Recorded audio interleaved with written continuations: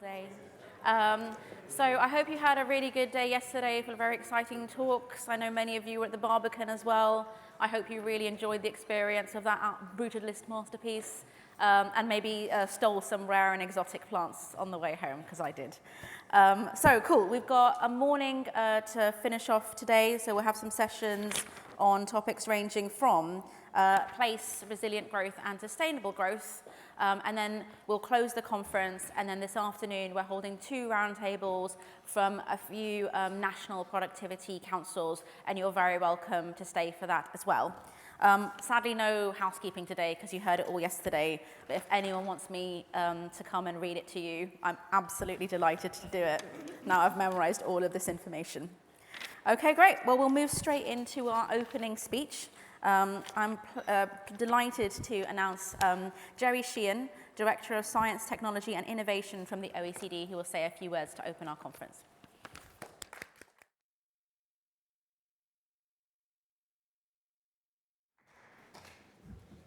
All right, thank you and good morning. It's my pleasure to also join in welcoming you back to day 2 of what we'll continue to call this special 10th anniversary edition of the Global Forum on Productivity.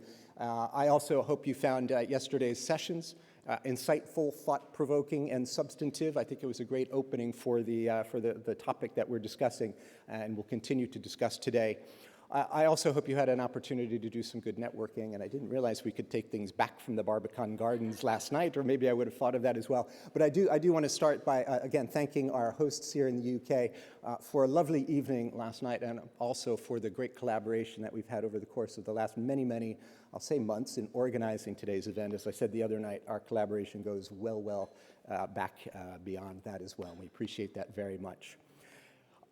I hope you all have the impression, too, that yesterday's discussions and your evening conversations helped highlight the timeliness of the theme of our conference this year on industrial strategies in a globalized world which deliver for all. Because as we discussed a bit yesterday, that what maybe had begun over the last decade as sort of a tentative revival of industrial policy, yes, it may have been going on in the background, but maybe not using that label. But I think what we've seen in the last few years is a true resurgence that's been driven by a rapidly changing landscape. The issues, as we discussed yesterday, around declining levels of productivity, declining levels of competitiveness and competition are certainly among those drivers, but we've seen others as well. The desire, for example, to accelerate the transition to a cleaner economy and to accelerate our industrial decarbonization efforts, as well as efforts to improve autonomy, to improve the strength and the resilience of our global value chains, and for a number of countries to lead in some of the new and emerging technology-based industries.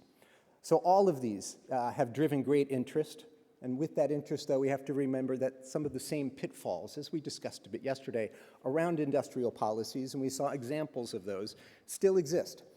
We can risk further entrenching incumbent companies and technologies and crowding out the new innovative firms and the new technologies that are going to lay the groundwork for much more long-term economic growth and societal development. We saw as well that sometimes even well-conceived and developed policies can falter and fail in implementation. Maybe they fail to adapt to evolving conditions in our economies and our societies, and they can cause market distortions that we need to be attentive to. And that's why really the conversations that we're having here over the course of these 2 days are so very important. Because I think if we want to boost productivity, recapture some of those lost gains that we heard about at the beginning of the conference yesterday, I think we can, and in many cases we might say we should, use industrial policy as another lever. But clearly we need to do industrial policy right, with attention to both the details of the policy design, as well as to the implementation of these policies, again, as we heard yesterday. And even if we say countries have been using and governments have been using industrial policy in various ways, shapes, and forms over the last decades, we still have a lot to learn, and it's a relatively unexplored area, which is why events like the ones that we've organized here these 2 days are so very important for us to review what we have of the economic evidence and the good analytical work, and also a chance to share good practice and perspectives on the issues among our research communities, among policymakers and others. And I think today's program will take us a little bit further in understanding some of the intricacies of industrial policies in different settings.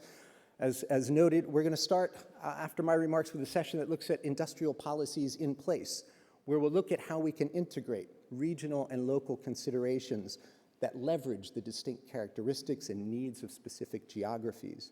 And we can think about this importance in some cases where global capacity is highly concentrated. Think of the semiconductor industry, for example.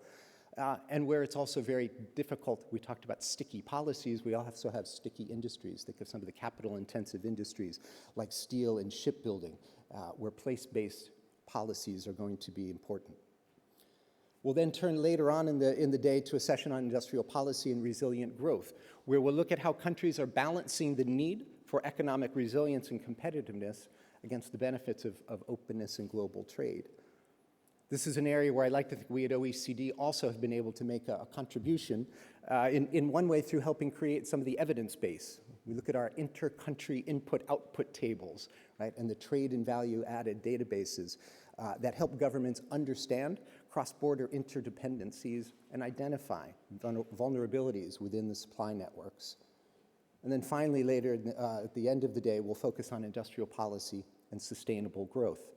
And we'll see how governments can accelerate our green transition, whether that's from incentivizing investments in green technology, enabling the workforce, or helping encourage the adoption and adaptation of technologies into industrial sectors. I think what we'll see across these three sessions on the agenda today that will focus on place, resilience, and sustainability are some of the specificities and the distinct aspects of industrial policies as applied in those contexts. But I think if we combine those with what we heard yesterday, I think that we'll see that there remain a number of recurring themes that are high on the policy agenda. And let me just outline a few of those in the last few minutes of my remarks. I think the first comes back to the notion of needing robust policy frameworks.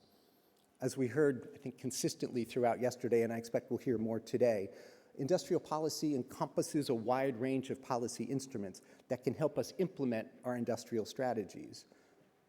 These include what many in some communities think of as the core of, sometimes the sole element of industrial policy, which is about financial incentives to businesses and to firms. But when we think more broadly, we recognize that it includes not just these kinds of incentives of different forms to firms, but it's investments in research and development. It's investments in skills and education and training of a workforce. It's infrastructure investments. As we heard a bit yesterday too, I would also include a number of demand-side interventions that governments can use, such as more innovative procurement and even issues around product and service standards that can help drive innovation and drive industrial strategies in certain directions. Managing the complexity then across these different portfolios means we need more systematic and coherent approaches to help ensure that we avoid duplication. We have measures that are not conflicting and in fact are supportive of one another. So again, we at the OECD have tried to help governments in navigating these complexities. We developed, and I think you saw an image of it on a screen yesterday, of a framework for industrial policy that intends to help policymakers clarify the choices available to them and to help them guide them to build more coherent strategies across the full policy life cycle, from policy design to implementation to the all-important element of evaluation. We also find, as we discussed yesterday, that policy frameworks require effective governance across different agencies and ministries in our governments, and that the success then of industrial policy also requires coordination and engagement with stakeholders beyond government. We at OECD have also developed a framework to help policymakers in doing this. This is a framework to assess the institutional arrangements that can underpin industrial strategies and help identify best practices across countries. We use this work ourselves to provide more tailored country-specific guidance to countries, a recent example being a review that we did of Slovenia's industrial strategy. So that was one cross-cutting point. The second is about strengthening the evidence base for our industrial policies. We know that industrial policies can involve significant financial resources, and you heard yesterday about efforts that we have underway now to quantify our industrial strategies. The database, our quiz database, as you saw, enables us to track investments and understand policy design and priorities.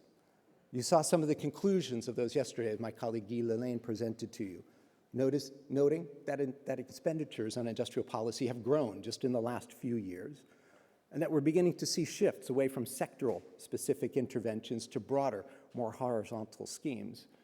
And thirdly, that support for the green transition within industrial strategies has grown significantly. As we said, we look ahead to expanding the coverage of this data set and to using it to then better understand how policies can influence firm behavior so we can bring that and incorporate that into our industrial strategies. Third, again, is the importance of adapting novel approaches to better understand industrial systems and how they function in practice.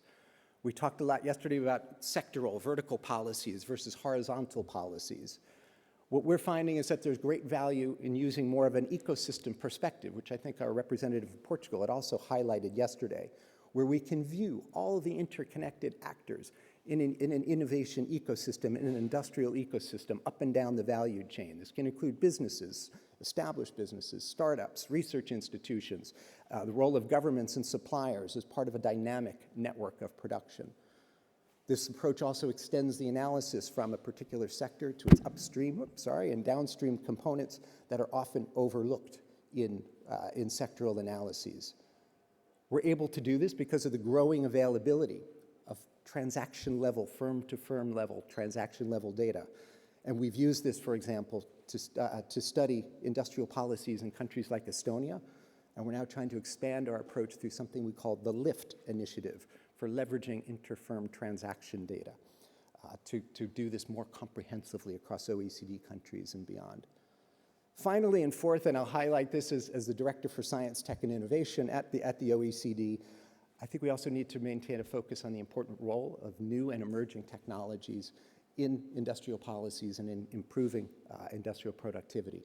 We spoke yesterday about AI, which is now a current and prime example, where we have a number of countries, even aside from or as part of their industrial strategies, are developing AI strategies that aim, one, in some cases, to help develop an AI industry in a very sectoral way, but very importantly, looking at how we can leverage AI and diffuse this technology across our economies. We know that diffusion is still limited in formalized ways of AI technologies. In our most recent data, only at about 12 to 13%, 14% at most across OECD economies. So there's still quite a bit of work to do to encourage companies to adopt AI and also for governments to help put in complementary assets to build the skills, the other data infrastructures, and in fact, the data itself that you rely on for effective use of AI. So to wrap up, I think all of these themes together will point in a clear direction of travel. That means we need to close existing knowledge gaps, strengthen our foundations for more effective and adaptive industrial strategies, and have continued collaboration between governments, academia, and other institutions and businesses. So I think it's especially fitting that this is now the focus of GFP's 10th anniversary edition. And I want to finish up by just, again, thanking our collaborators for bringing this topic and these topics of productivity and industrial policies together, putting together a program that I think will elucidate, again, the many different vestiges, if you will, of industrial policies and how they affect our economies. And I want to wish you all a good continuation of the conference, very good discussions this afternoon, and I'll look forward to hearing the results and working with you to implement these policies across our member countries. Thank you very much.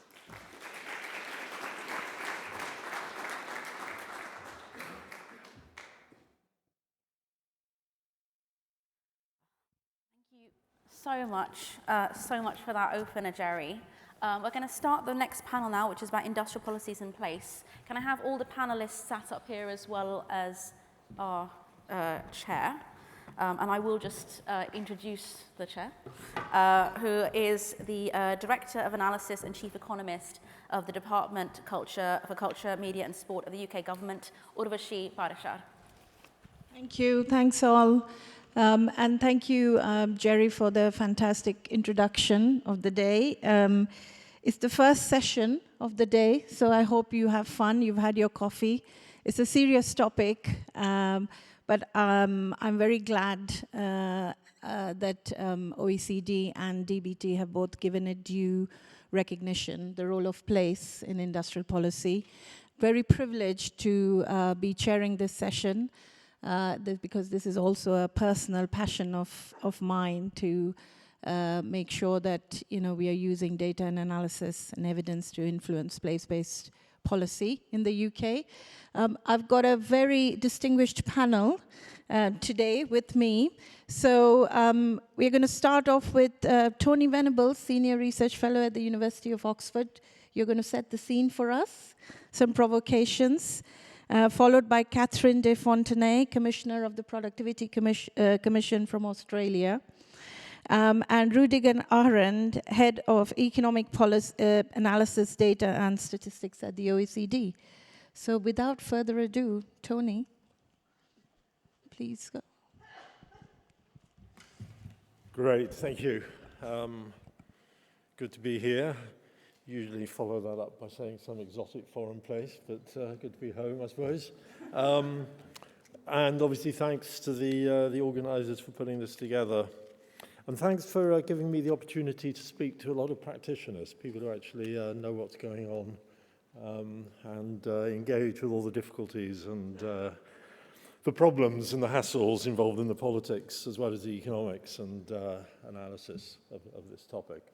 I'm certainly not a practitioner and certainly not in industrial policy. In fact, I think I should confess to always having found industrial policy a particularly difficult area to think about, so I've sort of shied away from it and thought about other things. But the other things include place, so I hope I have some things to say on that. Yeah, my task here is scene setting, I think. So I'm going to be talking pretty sort of broad brush level, certainly not practicalities of implementing things. Pretty broad brush level about place policy, its interaction with industrial policy, its alignment or possibly non-alignment with industrial policy. So that's the broad thrust of what I'll be doing. Now, so starting this off, I mean, at some level, some very high level, obviously industrial policy and place-based policy have the same objectives. Now, yesterday, I think we managed to list about 50 objectives, but let me just give the one that I care about the most, which is really the creation of good, whatever that means, good jobs in places. So that's the sort of common objective at a very high level. But obviously different pathways to that, according to whether we're talking about industrial policy or place policy. Clearly industrial, the objective is internationally competitive sectors, or the pathway, I should say, is building internationally competitive sectors. Place-based policy, the pathway is through growing lagging regions that are deprived or lagging in economic performance. So what I want to sort of ask and explore a little bit in this talk is how well aligned those two pathways might be. A couple of sort of introductory comments on that. Well, if we're thinking about sort of horizontal policies, then I guess they're pretty well aligned, right? You know, good business environments, all that stuff, pretty well aligned. But I think from the discussions yesterday, new industrial policy, and old industrial policy as well, is not just the horizontal, but the vertical. And then it's really not so obvious they're terribly well aligned at all. I mean, that's what I want to explore, but let's think about it for a moment. Suppose your vertical policy is targeting a sector. Is that going to coincide with targeting a place? Well, maybe sometimes, I won't say if you get lucky, but, okay, if the policy's green and the place happens to be a port in a deprived region on a coast next to a fairly shallow and windy sea and with lots of sort of old depleted gas and oil fields, then they align. But that sort of coincidence, coincidence isn't quite the right word, is it? That paired alignment is not something to be taken for granted.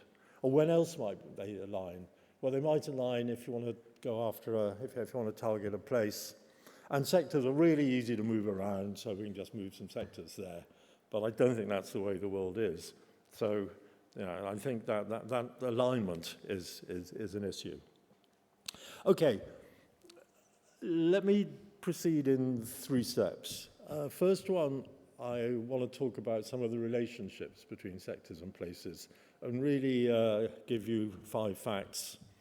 I was going to say facts that I believe to be true. Anyway, I hope they're facts. Then talk a little bit about market failures, whether we're actually addressing the same market failures in those 2 types of policy or not. Then a very little bit at the end on policy guidelines, but not getting stuck into that in any sort of detail. Okay, some 5 propositions, facts, whatever we want to call them. First is perhaps the most obvious, sectors cluster. Now, a couple of words on that. First, I'm going to talk about sectors. I'd rather be talking about activities or industries or firms or maybe even tasks, I don't know, but for the sake of language, so don't beat me up on talking about sectors. It's just, some language that will be used. Thinking about the extent of clustering of particular sectors, I think it's very helpful to think about tradability of what the sector is doing. Obviously, if something is totally non-tradable, haircuts or restaurant meals or whatever, then it's going to be ubiquitous. It's going to be everywhere rather than clustered. So I'm going to talk about tradability quite a lot. But tradability as a continuum.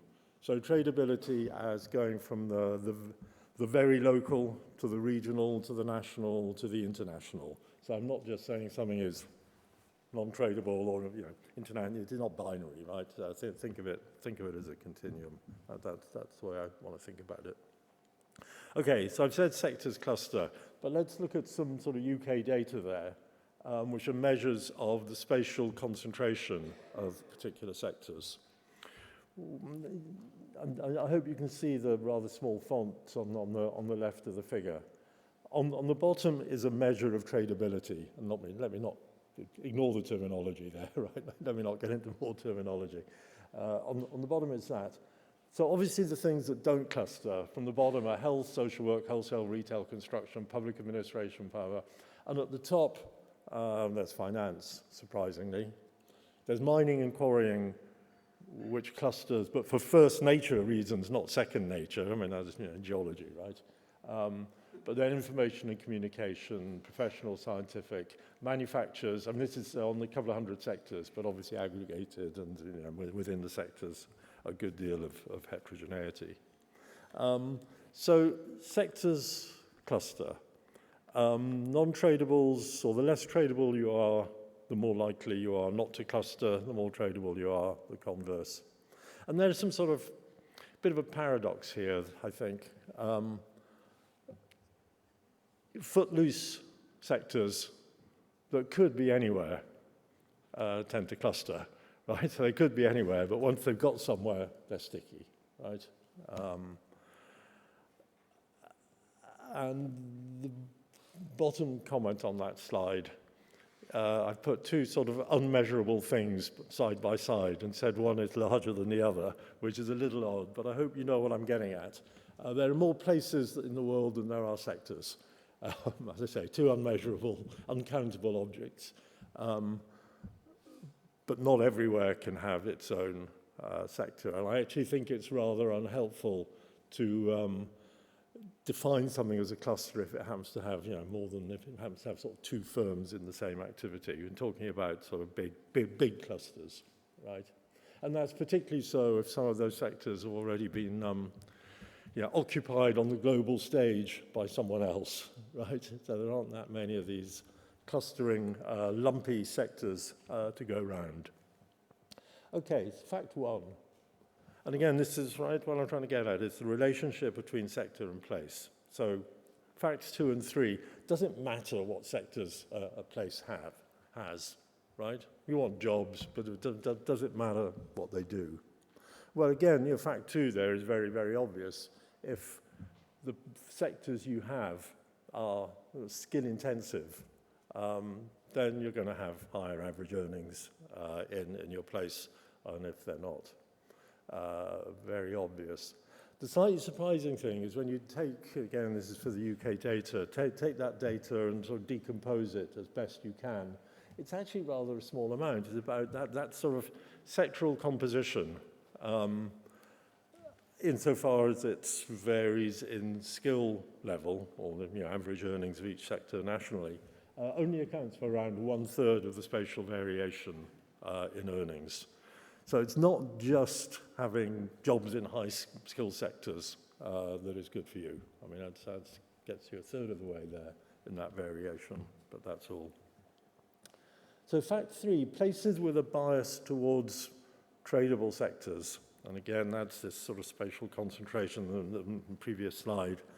Places with bias towards those things have higher earnings than other places.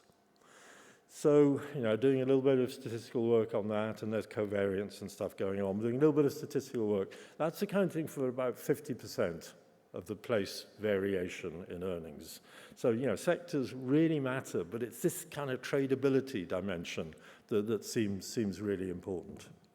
Let me try and explain that a bit. Well, first, fact. Let's look at the UK data on that. So the horizontal axis, and again, apologies for obscure terminology, is a measure of the tradability of the sector, right? Sorry, a measure of the tradability bias of the place, having aggregated up the tradability measures of the sectors operating in that place, okay? And the vertical is mean hourly earnings, and this is the UK, so it's varying by a factor of more than 2 to 1. Obviously, top right, red is London, top right is Tower Hamlets and City and Westminster. But even taking out London, a very strong positive relationship. So when we think about this relationship between sectors and place, it matters that you have tradable sectors, right? Again, not binary, but sectors that are more on the tradable side. Let me say a bit about why that is. Well, really it's all to do with the price elasticity of demand. Okay, tradability allows expansion of a sector that's doing well. If you have high productivity in something, then you can supply, not just the town, but the region or the country or the world. So these are the places that are going to have high productivity, going to be booming. And of course, when that happens, employment goes up, wages get bid up. Above all, house prices and land rents get bid up, right? So this is nominal earnings, not real earnings on the vertical. Those costs go up. So the point here is one of these booming sectors raises wages in all nominal wages, in all activities in the place. In other words, hairdressers in London have no more higher physical productivity than do hairdressers in the North, in some unnamed lagging region, but they have higher revenue productivity and therefore higher wages, right?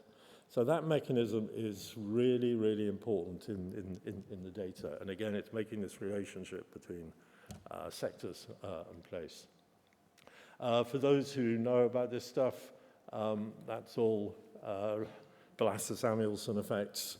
I do think the distinction between physical productivity and revenue productivity much more attention should be paid to that in the spatial context than productivity people do at present, although it's difficult to do. And of course, a bit of a UK comment there. That effect is going to be magnified by inelastic housing supply because it's being driven, partly through this cost of living. So that's, elasticity of housing supply really matters. Okay, again, these are well-known facts, right? The relationship between sectors and places, right? History, what do we know? A lot of the regional problem in most high-income countries to do with the loss of sectors with traditional comparative advantage. So again, losing sectors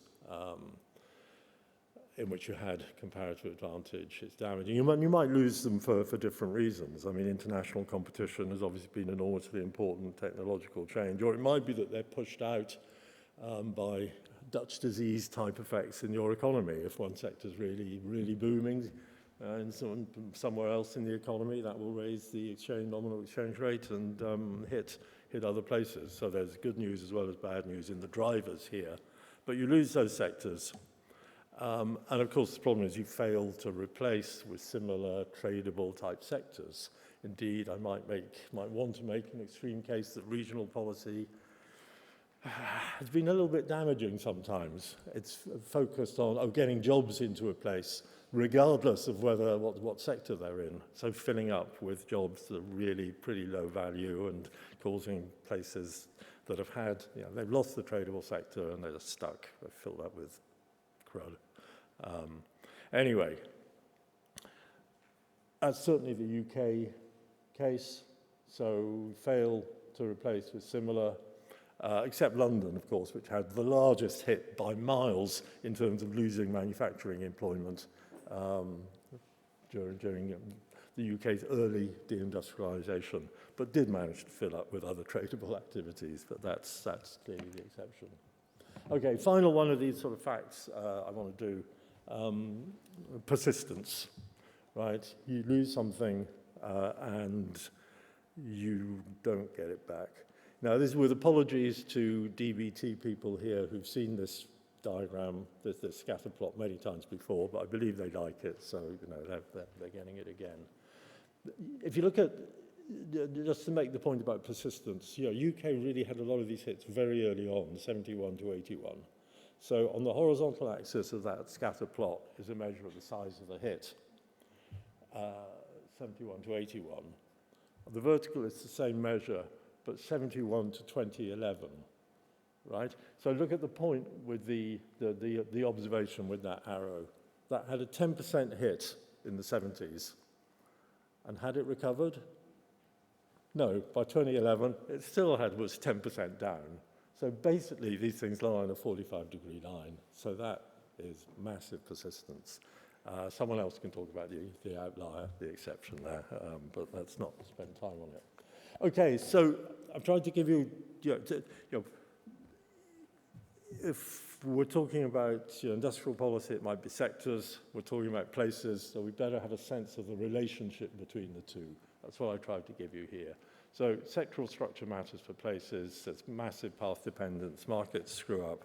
How am I doing for time? Another 5 or 6 minutes? 5. That's okay then. Good. Okay, so that's just descriptives, essentially. What are the market failures underlying this? Now, again, this is going to be pretty familiar stuff, I hope, but let me run through it. The underlying problem, at some sort of high level, is the same for industrial policy and spatial policy, right? That is, it's hard to start a new thing in a new place, right? Just getting over some sort of thresholds to start things up is hard. Hard because of lots of barriers and fundamentally because of some rather important externalities. Let me just do the obvious lists, and I found it quite helpful to do this division between the sort of classic infant industry scale externalities that make it hard to start things. Learning by doing, access to credits, knowledge spillovers, skills issues, economies of scale, possibly internal to the firm rather than external, but maybe external as well. And there are things where we have a lovely economic theory of policy targeting, and this should be quite amenable to a little subsidy here, tax tweak there, and off we go, right? And then a deeper set of underlying problems, which I've called complementarities, multiple equilibrium, bringing about transformative change. So if the market failures are, then let me work, I realize I've put those bullets in the wrong order. If the market failures are reciprocal positive externalities between lots and lots of different agents, then you've got a problem. What I mean by that is complementarities. So if firm A does something, in standard neoclassical economics, that would reduce the value to firm B of doing the same thing, right? You know, the price goes down. But if in a world where the opposite is true, firm A does it, and that increases the value to firm B of doing it, right? Then we've got positive feedbacks, and we're in this world where it's this sort of complex positive relationships between lots of different players. In other words, there's an ecosystem where it's infrastructure, skills, related sectors, supply and demand linkages important. And of course, in the place context, amenity, livability, you know, all the things that may or may not help a place to work, to function. If we're in a world of that type of, with complementarities of that type, then that's conducive to clustering, to agglomeration. Well, I've already been there. And I think you have to think in terms of multiple equilibria. That is to say, you know, a place can be doing well, or, you know, identical place could be doing very badly, right? So, you know, those sort of outcomes are endogenous. And that creates low-level traps. You can't get started. You can't get a new thing going because there's just too much to coordinate, and markets aren't good at coordinating across the scope of things I had listed on the previous slide. There's a first mover problem. You know, who wants to be the first firm to go to a place? And policy isn't just a very targeted Pigouvian, you know, subsidy here, tax thing there. It's a big push of some type that's required. So those are, you know, the market failures. Now, are those arguments applying at the same scale to the same players in the same places for industrial policy and for place-based policy? I suspect not. I suspect not. I suspect they're quite different.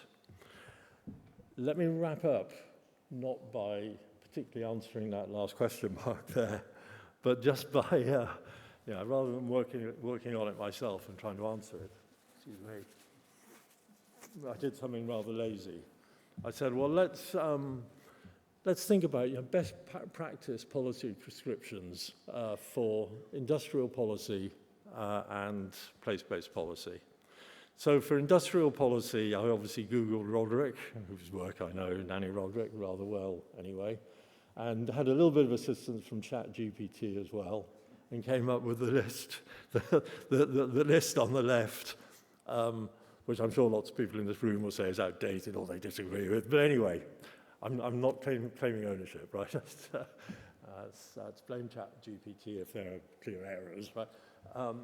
And the list on the right, which is based on a nice study of urban turnarounds for a number of cities in Australia, Canada, US, Germany, France, cities that have done really successful place-based policy at scale, turning around performance of, or seeking to turn around, and sometimes succeeding, of major cities.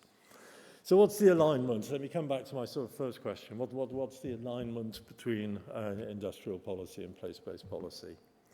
It doesn't look that great, does it? Okay, governance, yes, but presumably pretty different stakeholders. But governance principles that sort of, yeah, non-controversial, I guess, transparency, embedded engagement of local people, you know, if this matters. But, well, is it local people or is it sectoral people, right? So different stakeholders there.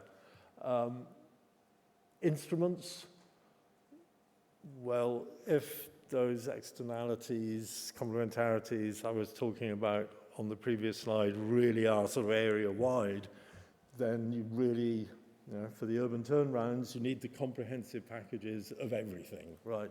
Finance, skills, infrastructure, the business environments, the whole lot. Whereas Roderick would have, maybe still does, say, you know, identify the binding constraints and go after them in a pretty targeted way. So quite different sets of instruments. Different scale and therefore different selection, right? If you're really doing it at scale, then you're not doing it everywhere. You can't afford to do it everywhere. You're doing it, you know, one or two places at a time at best. Whereas the left-hand view of industrial policy is, well, you know, diversify, because lots are going to fail, and you don't want to discredit the whole episode. So, you know, be diversified. And then, of course, the exit strategy. You know, if an industrial policy, a vertical policy on a particular sector is failing, then you know when to walk away, I think, is important in industrial policy. The sector's simply not there. However, if it's a place, it is still there, even if your policy has failed. So you can't walk away. You've got to really be there for the duration. Okay. I think there is one more, actually. Very quickly, just concluding. I didn't want to, you know, an economist's reaction to this is, oh, you've got two objectives and one instrument, bit of a problem. I tried not to say that at the beginning, so let me say it at the end. But then the question is, yeah, are they aligning? Can you make it work? Well, sometimes yes, horizontal yes, coincident circumstances. I said right at the beginning. But I do think, you know, sometimes not. So it's important, I think I can say this, it's important not to have wishful thinking on doing one will deliver the other. It's a dangerous way to go. Okay. Thank you very much, Tony.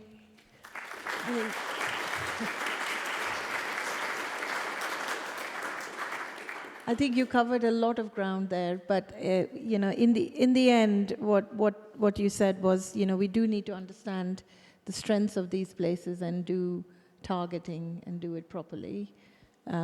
Maybe I summarized it too succinctly. Not sure if ChatGPT would have summarized it that way, but without further ado, can I invite Catherine next?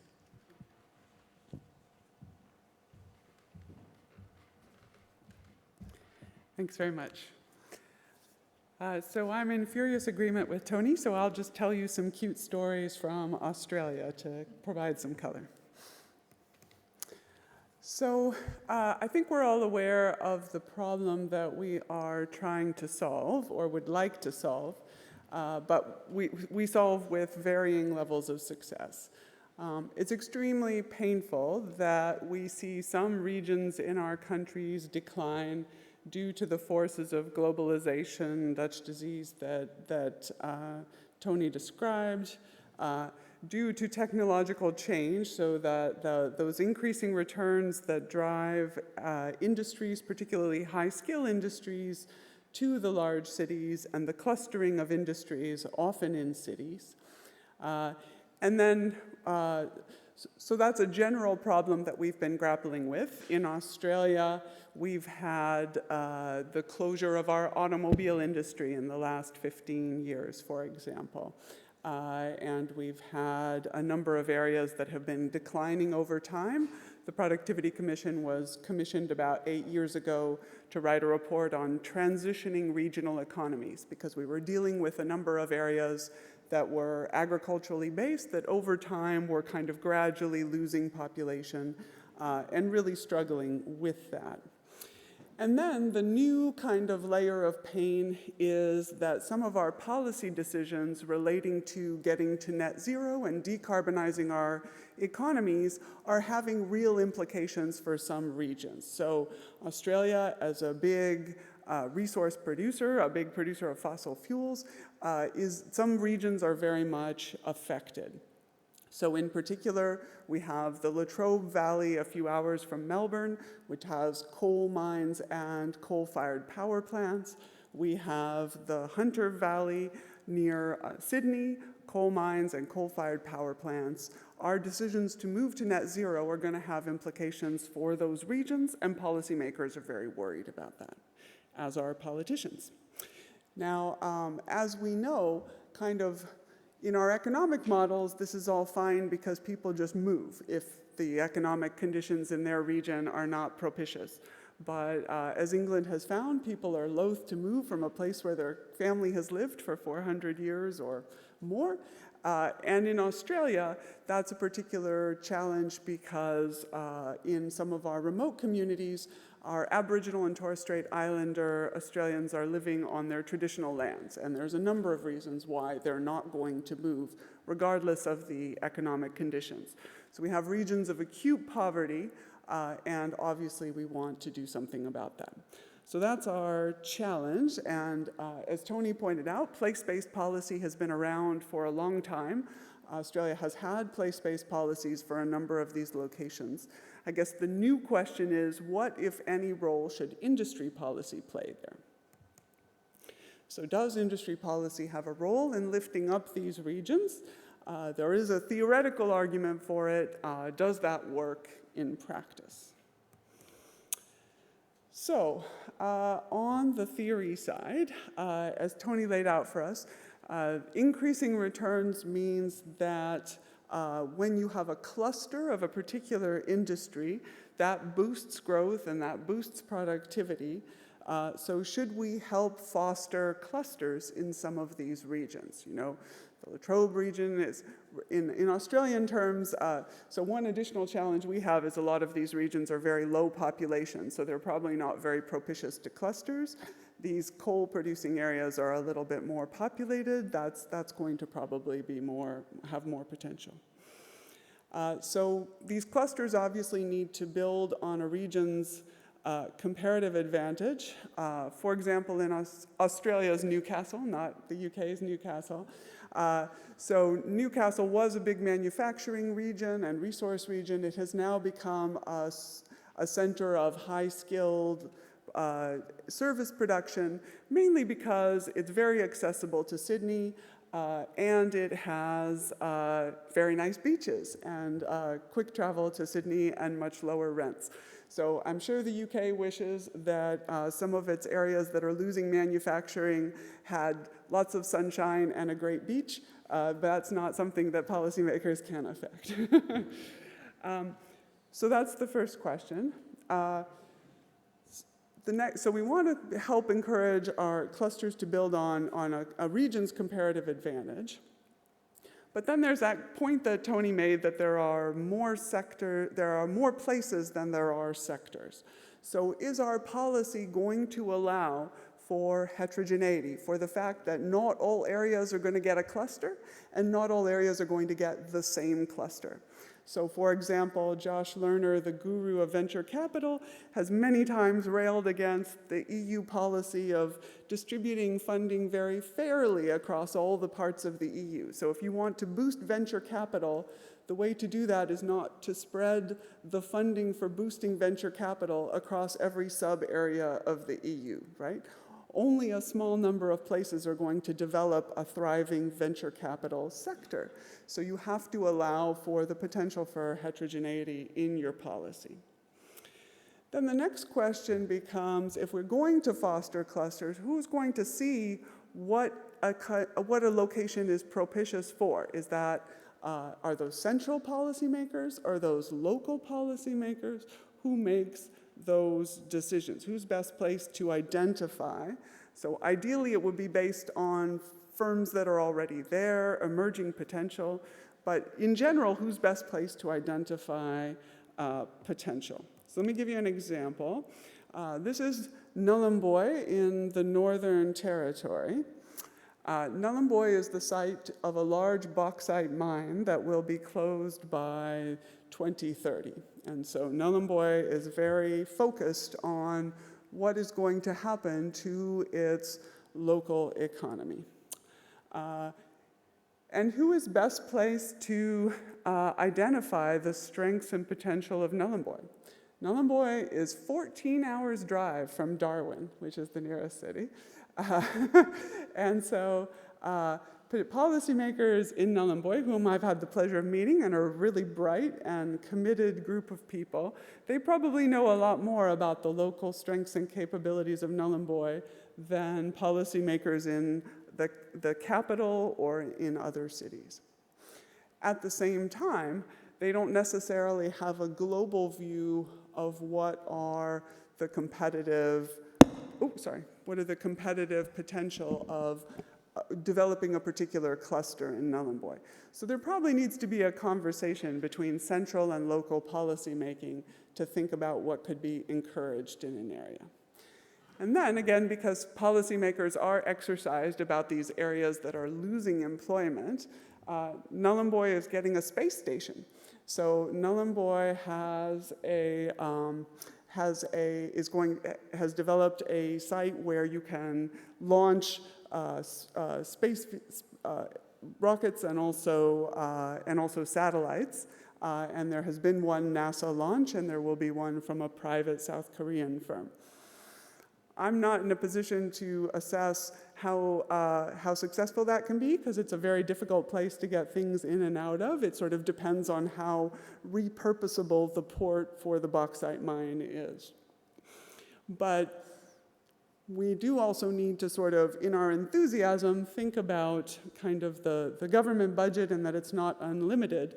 The previous government in Australia identified space as one of the critical sectors that we needed in order to ensure our economic resilience. I'm just not sure that I agree with that, but I can understand wanting to boost the Nhulunbuy economy, but it's challenging to think of anything that will fully replace a large operating mine in terms of boosting the local economy. And the last question there is, well, who's going to be willing to allow industries to close? So Tony made the point that in industry policy, when firms are failing, we do have to sometimes turn off the tap. I think that's very difficult for local policymakers. Even central policymakers and politicians really struggle with that, but it's particularly painful at a local level. So I think it's not always going to be the case that these policies can be fully local. So what is our toolkit that we have to build these local clusters? We can invest in public goods, so the horizontal policies that have been described, but they could also be vertical. Are we going to invest in specific education? Are we going to invest in specific infrastructure? Or are we going to invest in something that makes an area generally attractive? So, for example, in our regions, generally we've had technical colleges that specialized in a narrow set of fields that were relevant to that region. Now, with the internet, we're building regional education hubs where students can study online in a wide range of subjects, and that is more of a general education support. Infrastructure, some policymakers think, for example, that green hydrogen infrastructure should be supported. Possibly if we had more carbon pricing, that would not be so necessary. So there's some challenges there in terms of what is the right investment.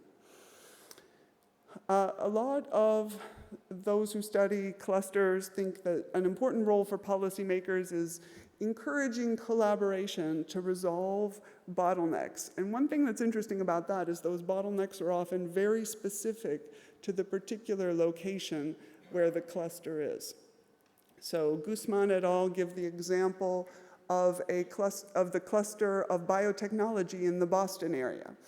And the firms in the area got together to share proprietary materials with the local technical college so that they could train lab technicians. And so we have a specialized lab technician degree and specialized materials that are being shared in the cluster that boost their skill levels and make them a more effective cluster. We generally might think about how do we bring parties together, how do we resolve coordination failure in something, for example, like building large infrastructure that might be, where the benefits might be private, but where a number of actors are going to benefit from it. And then the more debatable part of industry policy is sort of to actually support a specific industry like space that is going to create some local spillovers. Now, where are we up to with industry policy in Australia? We have had legislation called A Future Made in Australia. And helpfully, as part of that legislation, our Treasury has done work and developed a kind of national interest framework for thinking about when should we have industry support and when should we not. And so that's part of the legislation and part of our thinking about what should be supported. And it's pretty similar to what countries are thinking about elsewhere. First is economic resilience and security. So we can support economic activity if investment is needed in order to prevent a disruption or some form of economic coercion. And the Productivity Commission has been basically involved in thinking about, well, what kind of guardrails should we put on these types of guidelines, this natural interest framework? So we've encouraged them to think about this as insurance. How much are you paying for this insurance that you are investing in? You want economic resilience, but could you achieve the same outcome with the stockpile? Could you do this more cheaply if you collaborate with a group of like-minded countries? So, for example, in critical minerals, we don't all need a supply of all critical minerals, but like-minded countries might need some form of collaboration. The other justification for support is in terms of our net zero transformation. So you can support an industry if it has a comparative advantage in a net zero global economy, or if and it contributes to reducing emissions at an efficient cost. So again, already you can see there are multiple goals. We want to boost our comparative advantage, and we want to get to net zero.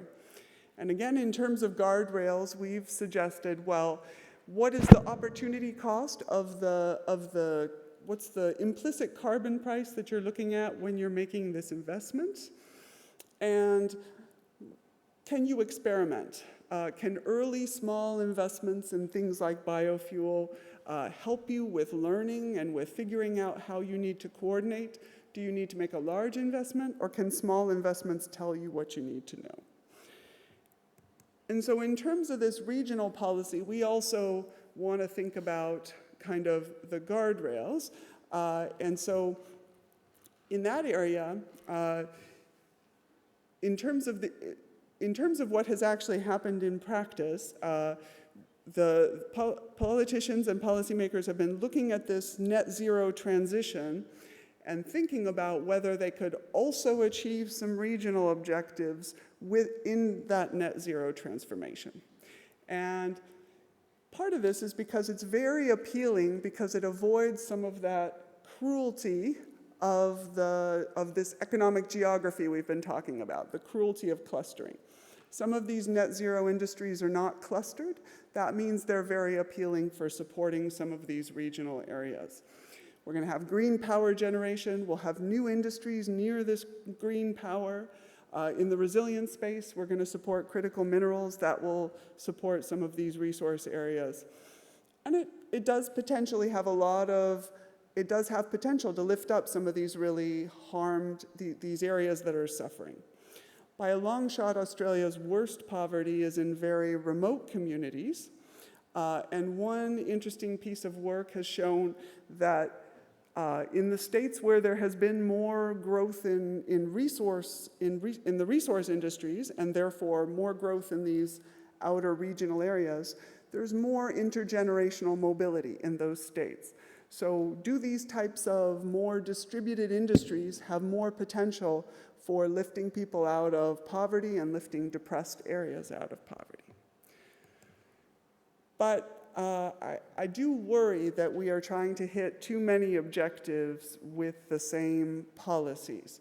So we have established a net zero transition authority that is looking at workers that are leaving these coal-fired industries and thinking about how we can transition them to other good jobs. That's a potentially very, very costly policy. And we do know that the sort of retraining is not always a successful policy for mature workers. And so we have a couple of questions we want to ask as we think about these new net zero industries. Should these new industries be in the same regions that are losing jobs? The government has supported some industry in the Hunter Valley. Is that the right place for these new industries? We need to ask those questions and be sure we have the right answers.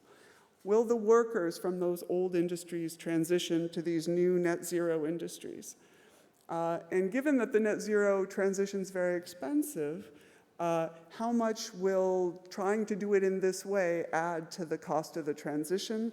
And is that something that we can afford? So those are some of the tough questions we have to ask, bearing in mind that we really do want to make sure these regions transition successfully. Thanks.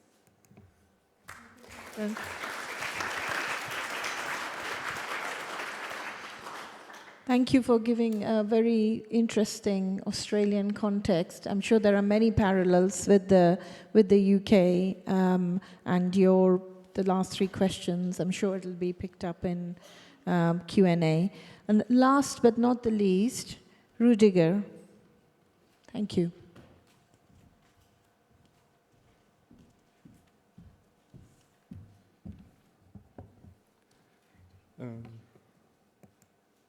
Okay. Well, thank you very much. I'm very pleased to be here and to be able to talk in this session on place-based industrial policies. And we already heard from Diane yesterday and others that industrial policy interventions have strongly increased over the recent decades and the reasons why they have. What we haven't talked about is that industrial policies have also become more focused on place.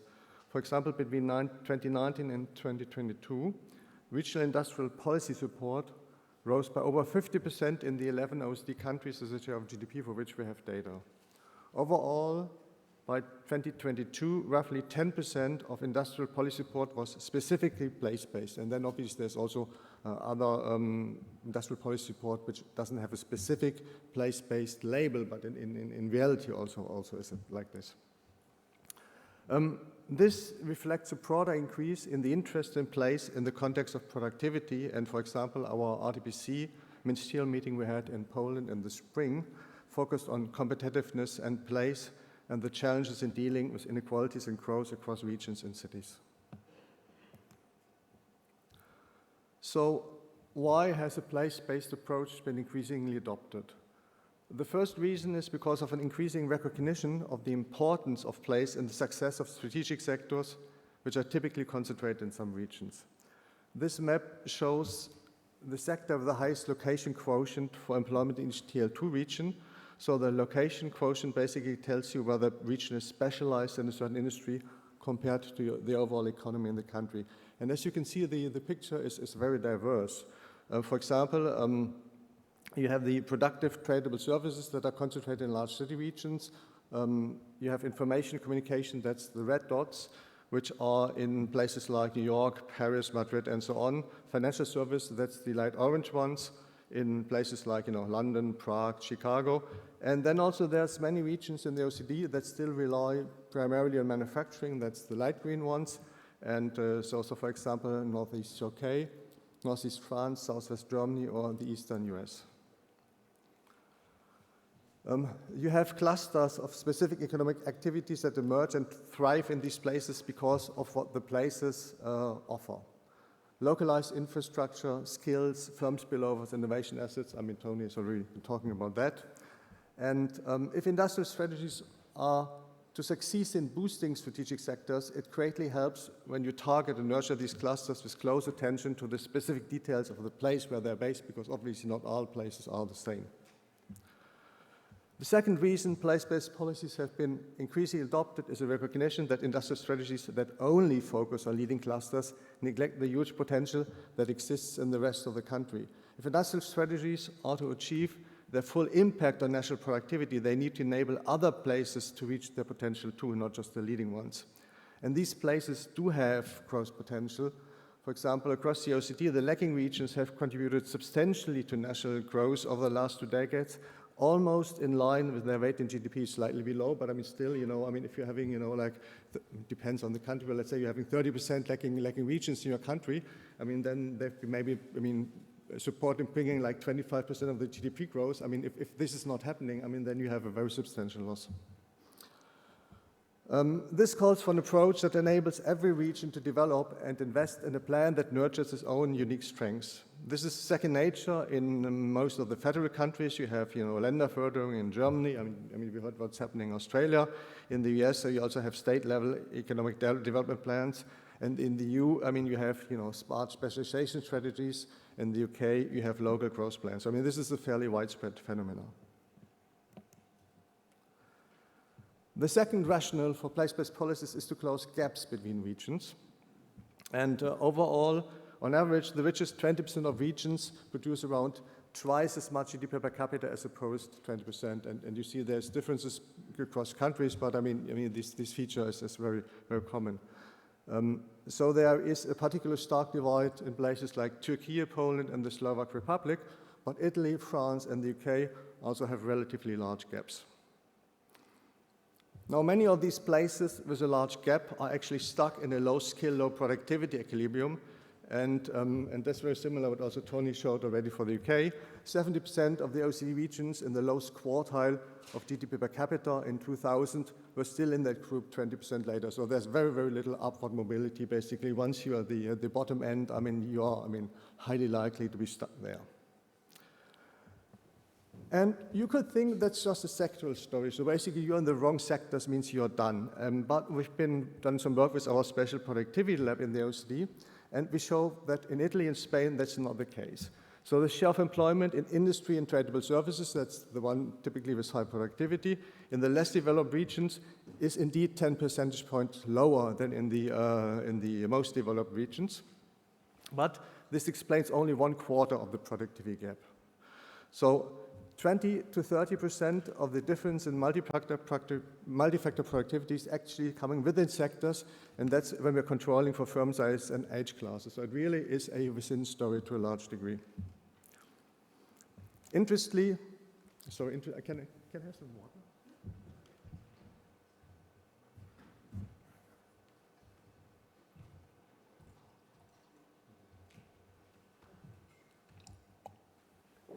So interestingly, this gap in multi-factor productivity that I was talking about is actually fully reflected in the average compensations and the profits. And that implies that we should be showing a lot more interest in difference in prices, in price levels across regions. And the problem is there isn't very much data out there, but we've started to work with National Statistical Office to have more data on regional PPPs, because I think that's really important. We have also in recent years teamed up with the OECD Economics and Statistical Directorates and collected subnational house prices, which goes at least some way towards understanding difference in prices across space. But let's get back to the spatial productivity gaps. The issue is that spatial inequality comes at an economic cost beyond the lost productivity and the drag on aggregate growth potential, namely greater welfare dependency and pressure on public services. As you probably all know, spatial inequality also has a political cost, as it undermines social and national cohesion and generates a geography of discontent. And it is important, and that's also, the issue was raised for Australia. We need to accept that mobility is not going to solve the problem of spatial inequality in a reasonable time frame. Simply put, most economic models ignore the reality that people want good jobs where they live and not somewhere else. So the economic and political cost I just mentioned provides the core rationale for spatial programs like the European Regional Development Fund. Finally, it is important that industrial policy, when it comes to regions, often is also about helping them to transition out of some activities. In this context, work of the OECD Spatial Productivity Lab on mass layoffs has shown the importance of getting in early to avoid self-reinforcing downward spirals. This is also of particular interest for the environmental transition. The environmental transition is different from other industrial transitions because, for once, we know a lot earlier, basically, which are going to be the sectors and which are going to be the places that are going to be particularly negatively affected. So, the time to get active we can come in much earlier, and that's really important. And, for example, in our last flagship report on local employment and economic development, and also in our flagship report on regional transitions to climate neutrality, we present evidence on basically which are the places and the sectors that are going to be most strongly affected. beyond the most obvious ones, of course. As many of you may know, we also did some work on UK core cities. It was published in a report on enhancing productivity in UK core cities in 2020. And our report found that there's indeed a strong case for focus on the UK core cities, as UK cities punch below their weight in terms of productivity given their size. So you can see here in this chart on the left side that UK cities derive less productivity advantages from their size than we would expect and what we see in other countries. So in the UK, a city of twice the size than another city, on average has only 1% higher productivity. When you're looking at other OECD countries, you typically have something more around 3%. So basically, there's a pretty huge potential. And we also calculated what kind of productivity boost that would give for the core cities if they were basically following the same pattern that we observe in most other OECD countries. And we estimated that, that would be, for example, up to 6% for Manchester. And the fact that Manchester has since regularly been really among the places with the highest productivity growth in the UK in a way attests to the fact that there indeed was this potential that was unused and that is now gradually being used.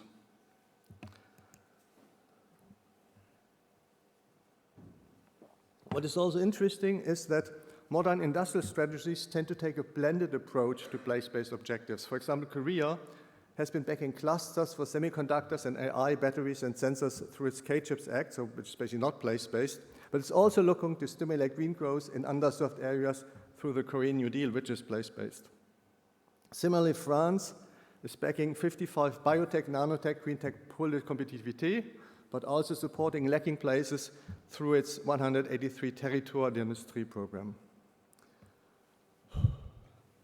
We have other programs that blend industrial strategies and place-based objectives, which include Canada's Global Innovation Clusters program, Australia's Net Zero Industrial Precincts, the EU Green Deal plan and the Just Transition Mechanism, and Japan's comprehensive special zones.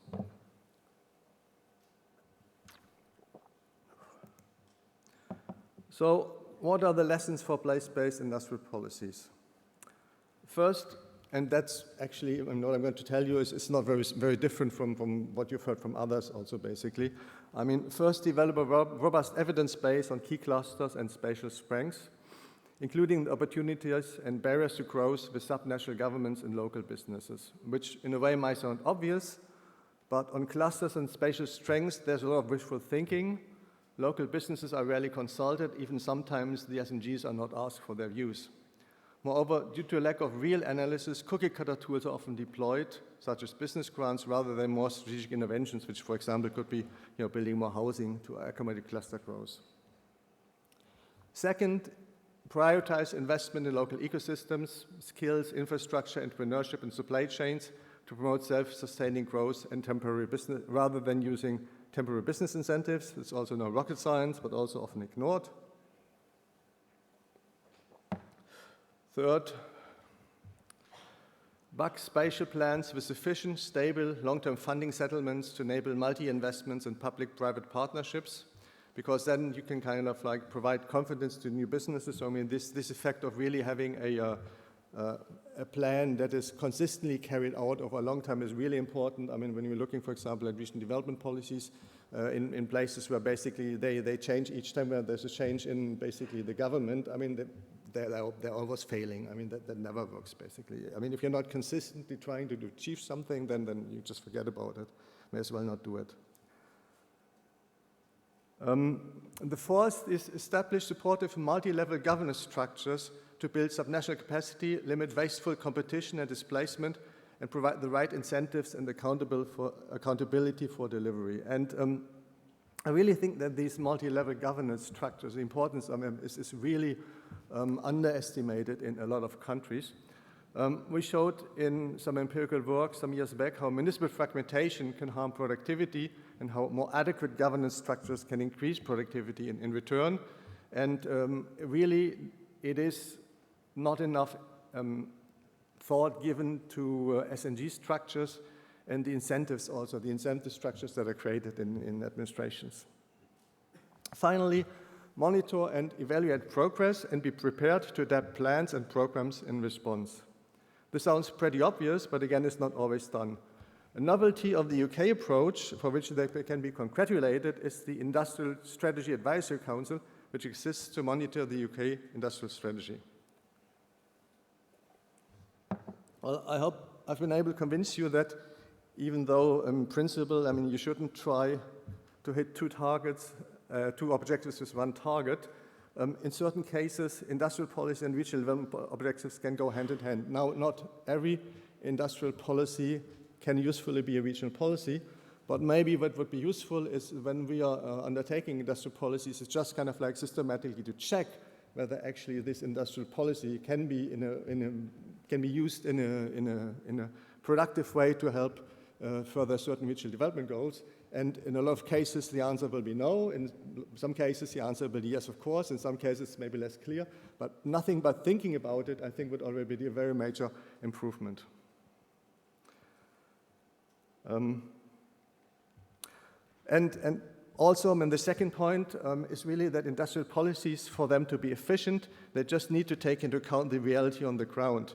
Companies, they don't exist in abstraction, they exist somewhere in a certain place where they're embedded, or as Diana put it yesterday, economic activities are not equally spread across space.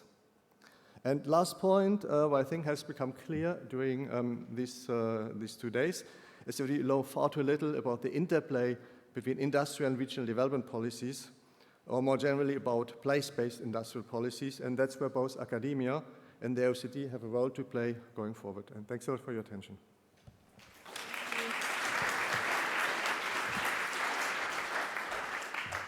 Thanks, Rudy. We are very short of time now. I know, Shravya, you've already given us 5 extra minutes, and I know people are dying to ask questions. So I'll take one from the audience. Go on, Paul.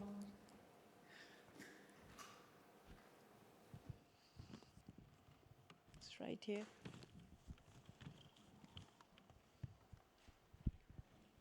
Paul Swinney from the Data City. Something that sort of runs through the presentations that tradable sectors, very important. But what we probably haven't said so much on is the ability of different places to attract in these tradable sectors and what the role of agglomeration is in that. So Tony, you touched on it a bit, but not so much. What is the role of policy here, industrial policy? Is it to be trying to fight against the forces of agglomeration, to send industries to places where the bauxite mine is, for example? Apologies, I can't remember the name. Or is it be trying to work with the forces of agglomeration, trying to make each place its best possible version of itself, but recognising that some places are much better able to attract in these types of industries than others? Thank you. Tony, do you want to have a go in replying to that? I'd always... Is it okay? I'd always hesitate to push against the forces of agglomeration. I mean, we have to have efficient, highly productive sectors. They have to be internationally competitive.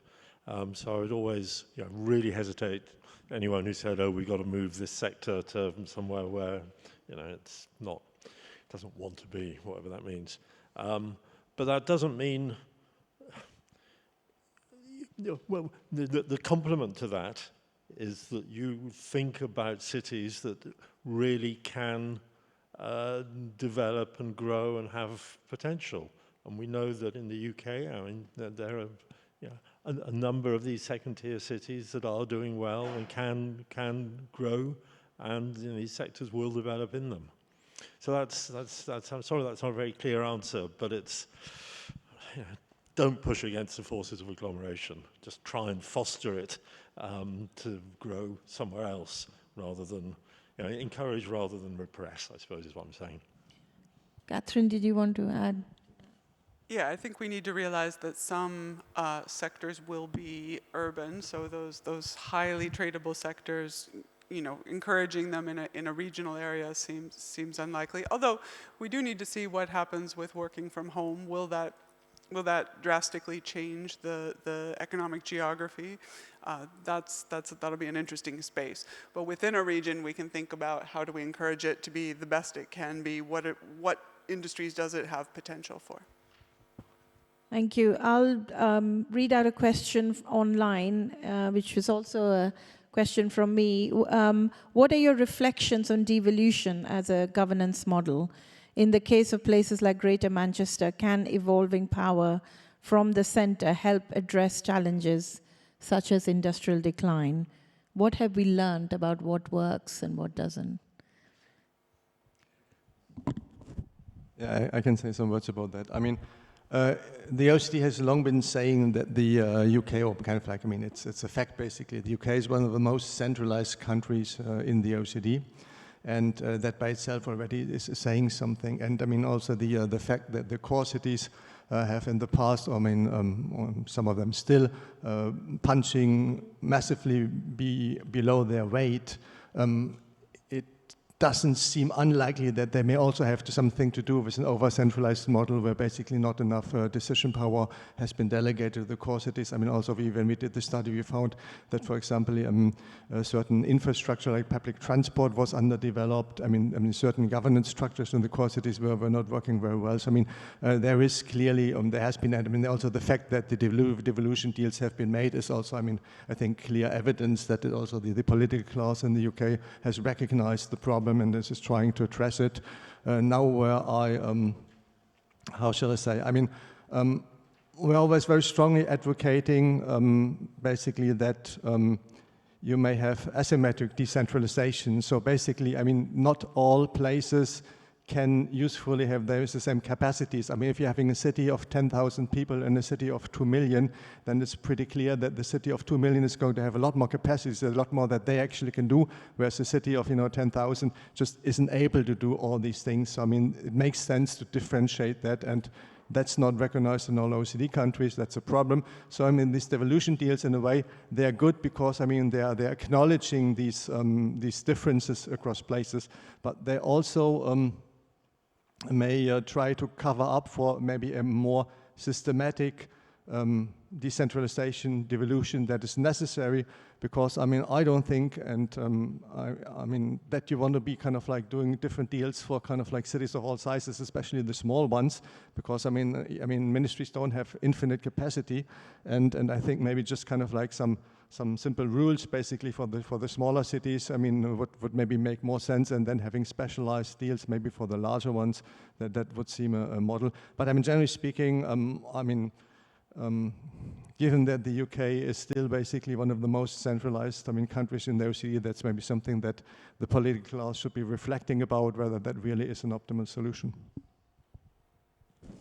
I know you were trying to come in, so you can have the last word. Look, I think devolution is incredibly important when we're trying to solve some local problems.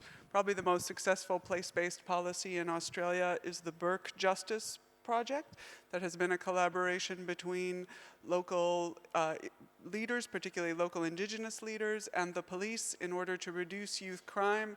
It's been amazing and really transformative for that community. But I think when we're talking about industrial policy, we have to ask ourselves, what information do local policymakers have? What information do central policymakers have? What information do neither of them have, and they're just picking winners? And be very humble and be very collaborative. Thank you. I'm afraid I'll have to wrap up here. I can see Shravya also signaling to me. Thank you very much to Catherine, Tony, Rudiger. And I know lots of people may have had many questions, so I hope you can catch the panel during the break to ask your questions. Thank you very much.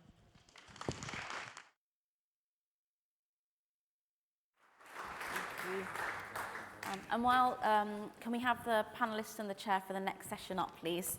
I will introduce the next session. Thank you so much to the participants for the last one.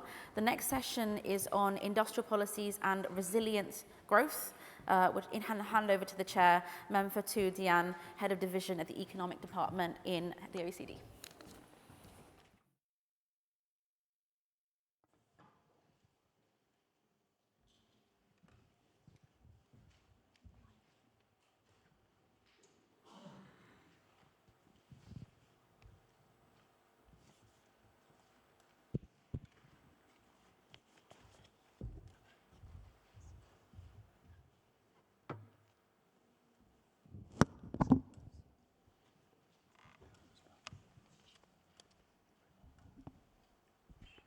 Okay, I think we can start now. Welcome everyone to this panel on industrial policies and resilient growth. Greetings to the distinguished speakers. We have a bit less than an hour now to discuss a gripping topic. We will examine over this time how current industrial policies are shaped by geopolitical tensions, by the interconnectedness between countries in the global economy.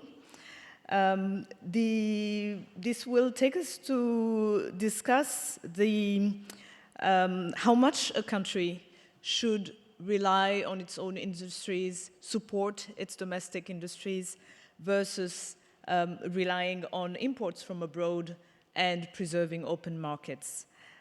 We have 4 speakers for 4 short presentations. We will start with Alain de Serres, who is acting director in the economics department at the OECD. Then we will give the floor to Professor Meredith Crowley, who is professor of economics at the University of Cambridge. Then to Romana Hona, who is a chief economist for the Directorate General for Internal Market, Industry, Entrepreneurship and SMEs at the European Commission. And we will have the final words from Ben Cropper, Director of Analysis and Chief Economist at the UK Department of Business and Trade. So Alain, you can start now. Thank you, Ma'am Fatou, and good morning, everyone. For this intervention, I want to highlight some of the cross-border implications of industrial policies, with a more specific focus on subsidies in specific sectors, shedding some light on how they have evolved, but also stress some of the risk associated with them from a global perspective, and finally, throwing some evidence on their impact, including on productivity. In doing so, we'll briefly touch upon the role of state-owned enterprise. So yesterday, my colleague Guy Lalanne, and again this morning, Jerry Sheehan, my other colleague, they mentioned and in fact showed outcomes from the OECD quiz database. What I will do on my side is to show some outcomes from another OECD database that was also mentioned, namely the MAGIC database. Very briefly, the MAGIC is a firm-level database of financial data and subsidy estimates. The most recent version covers 15 industrial sectors over the period 2005-2023 and includes sectors such as semiconductors, aluminum, solar panels, and automobiles. For each sector, data collection covers the largest firms globally with a view to reaching at least 60%, usually it's more than that, 60% coverage as measured by using either sector's global sale production volumes or capacity. Now, one distinguishing feature, and the fact that what makes it complementary to the quiz database, one feature of the database is that it measures subsidies not from information on what governments are giving firms, but from information on what firms are actually receiving, and this is revealed from firms' financial accounts. So it's a massive work going through financial accounts of individual firms in all these sectors and collecting information on grants of different sort that they're receiving. Another distinguishing feature is that in addition to grants and tax concessions, it also covers below-market borrowing. So if we can go straight to the results, what the data reveals, you can see it on this chart, is a steady increase in subsidies with a bit of an acceleration, in fact, in 2023.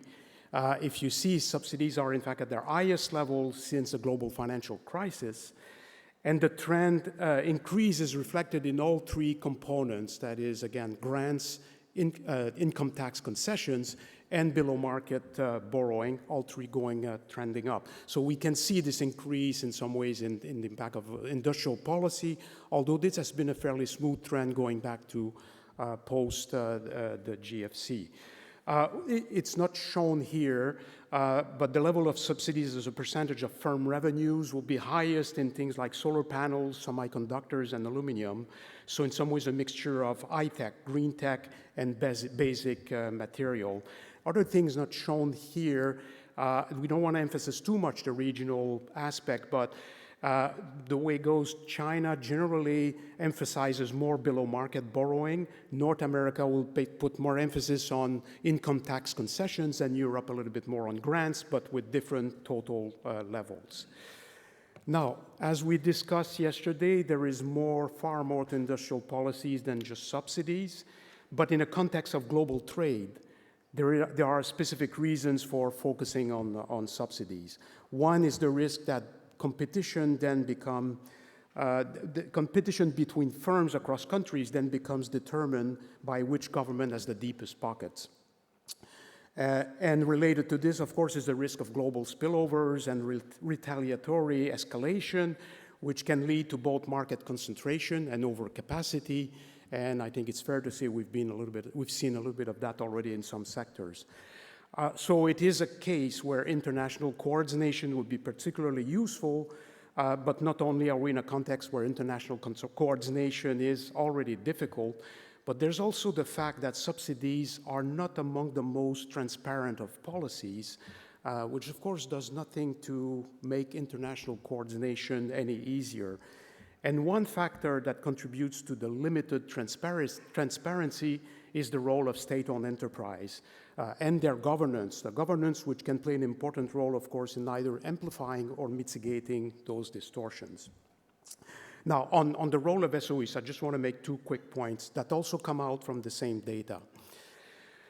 First point to make is that over time, they've come to account for a growing share of revenues in the different industrial sectors covered in the database, to the point that they are now an important factors in manufacturing. You can see this from the chart. Now, sure enough, if you look at the left panel, which is the overall set of sectors, you see that the bulk of revenue in blue is still accounted for by firms where government ownership remains below 10%. But as you can see, the growing share of firms with public ownership exceeding 50%, this is the darkish gray area, has been increasing steadily. And this is particularly visible now on the right-hand panel. This is particularly visible in the case of steel and aluminum, where firms with government stakes over 25% account for more than 30% now of global revenues in these sectors. The second point to make about SOEs is that the amount of subsidies that they receive tends to grow with the size of government ownership in the company. And this is what you see on this chart on the right. And this is particularly the case for below market borrowing, which is the portion in light blue, which admittedly is influenced by Chinese firms in the sample, but not only. There are other areas as well where you see this connection between the magnitude of the stakes of government in the company and the size of subsidies. As you all know, support to SOEs that is not available to private competitors create distortions to competitive neutrality, markets, and trade. In the worst case, subsidies allow structurally loss-making companies to escape financial constraints and remain commercially active at the expense of other viable firms. So in some cases, SOEs have been found to act as providers of supportive policy intermediaries themselves. And a classic case, of course, is state banks offering loans to industrial companies at below market rates. And what you see on the left is that the OECD, to help limiting these risks, the OECD has developed guidelines on the governance of SOEs organized around 4 principles, which basically amounts to assessing the extent to which those SOEs in the end operate on a commercial basis or not. So I won't dwell into this. Now, when it comes to considering how subsidies impact on trade, there's a need also to better understand how support gets transmitted across the value chain. We may traditionally think of a subsidy as a specific transfer between government and a firm. But in terms of distortions to global competition, the reality is likely to be more complex. And this is illustrated on this diagram, which provides the example of a smelter producing primary aluminum, which, in addition to receiving direct grants and tax concession from the state, may benefit also from electricity at below market price or other advantages from firms upstreams that it then transmit itself downstream to manufacturer of aluminum parts and in turn to manufacturers of EVs. So all the way from very primary to, or upstream to down to very downstream sectors. Now this is illustrative, it's not meant to reflect anything, any specific countries or regions. The main point is that even if a firm benefiting from direct subsidy is not particularly exposed to international trade, they may transmit the advantage to downstream firms that themselves are more highly exposed. And so unless we can unpack this more complex area of support at different stages of the value chain, it becomes more difficult to establish whether a firm's market position really results from government support or other factors. Now, having this type of database with a long time series, many sectors, would be a pity not to use it, not to exploit this, to try to assess the extent to which you make a link between subsidies and outcomes, performance. And this is precisely what some colleagues at the OECD have done. They've used the subsidy database, the MAGIC database, to look at the impact of subsidies on different measures of firm performance, including market shares, investment, but also productivity and profitability. And so what they find in a nutshell is that they find that first that subsidies do indeed tend to increase market shares. It's not a huge amount. Something like a 1 percentage point increase in subsidies will lead to a 0.1 percentage point increase in market share. But this is economically significant and statistically significant.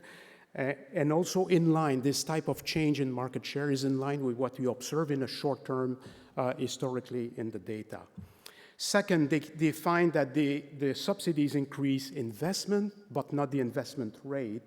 And basically that means the subsidies do not lead to more capital intensity. Finally, they find that subsidies do not lead to higher productivity growth or profitability, or it's more like they fail to find evidence that these subsidies increase productivity, lead to higher productivity growth or profitability, with one caveat, one exception. In the case of income tax concession, there is some evidence that they may increase efficiency and productivity. So taking these results at face value, this would suggest that the gains in market shares do not come from efficiency gains, but rather from cost advantages. Now, again, this is one source of evidence, and this is an average result, so more research, of course, is needed to better understand the context and circumstances in which industrial policies can be successful. So just to sum up, what we can say is that, like other types of instruments, targeted subsidies can boost productivity, though the evidence is rather thin, in fact, in this case, only found in the case of tax concession. There's somewhat stronger evidence that is found to the effect that even when they do not contribute to higher efficiency, subsidy can still have significant cross-border spillovers effects by affecting market shares.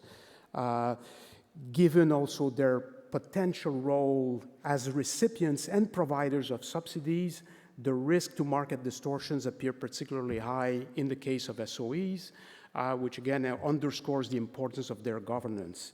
And finally, looking at specific transfers may not reveal the whole picture of government support when the latter flows in multiple directions along the supply chains.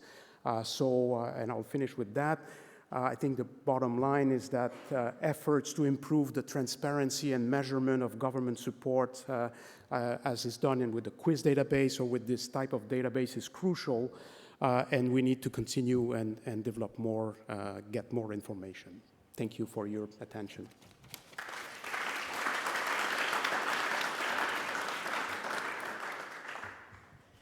Thank you, Alain. We are changing slightly the order of the presentations to fit our technology.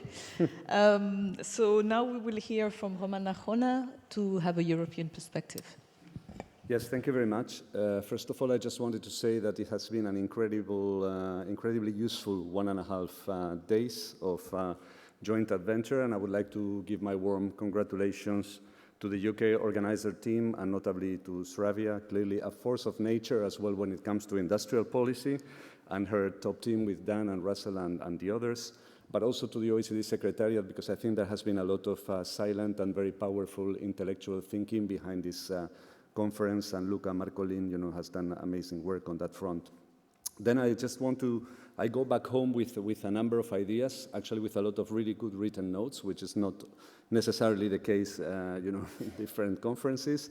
And I would like to speak to you today about three things, basically. First of all, what are these kind of rapid changes that are shaping the contours of industrial policy? Second of all, three challenges that are coming somehow from abroad that are important as well to factor in when speaking about industrial policies. And finally, two opportunities that lie ahead. So just very quickly about these kind of quick changes that are impacting on industrial policy. The first one is actually that global trade is having a different nature. It's going through a significant transformation in three fronts. The first one is kind of summarized by the graph on the left-hand side, while we see that the global export landscape shows that China has a continued and a rising dominance. This is actually marking deeper shifts in how trade is structured. And what we see in the second graph is basically that perhaps this is the most striking example of what I was trying to say is the US-China trade, where we see that the US import share from China has actually declined greatly since 2018, possibly due to tariffs, to geopolitics, to diversification efforts. And this is certainly having a certain number of implications for the rest of the world and for the EU. For example, possible inflow of overcapacities from China. And then you have the third graph. This comes from a recent study that we did, where we looked at global value chains and how they are undergoing a very profound structural transformation, where we see that global trade is more and more becoming geographically and politically closer, with countries actually sourcing much more or more and more from nearer and from allied partners, so what we call normally reshoring, nearshoring, and partnershoring, and this in an effort to boost economic and industrial resilience. The second change is something that we have been talking a lot throughout the conference. So this was raised in interventions yesterday by Dorothée, by Guy, Nathan. Also Alain was somehow referring to it. So the idea is that there is this sharp rise in industrial policy interventions in economies worldwide, and it must be said that this is happening in advanced but also in emerging economies. And why is this happening? Possibly the fruit of a kind of perfect storm out there, with a high degree of global competition, fragility of supply chains as well, and geopolitics. And to paraphrase Professor Draghi's speech in Rimini a few days ago, we seem to be witnessing some kind of a shift from free market orthodoxy towards national security type of concerns, including economic security. And the two figures that you have here, basically on the bottom, on the left-hand side and on the bottom side, this come from Reka Juhas, who is actually a fellow of our Directorate General in the European Commission. We have a program every year where we kind of hire 10 top economists, which allow us to put a little bit of pressure on the way that we are doing policy, that we're thinking about analysis to support policy. And she's also a co-author of Nathan Lane. And she's basically showing, this high spin in industrial policy interventions. And with all those strategies, 17 industrial policy strategies in the EU, we are all trying to understand which are the goals, which are the instruments, which is the governance that is, which is the rationale that is underpinning these industrial policy interventions. So on the top right-hand side, I took this graph from the very useful quiz, Quantifying Industrial Policy Project of the OECD that Guy was talking about yesterday. I took a breakdown by EU and UK interventions that separates financial instruments and grants, but there are many other more granular aspects that can be examined, from this super useful work.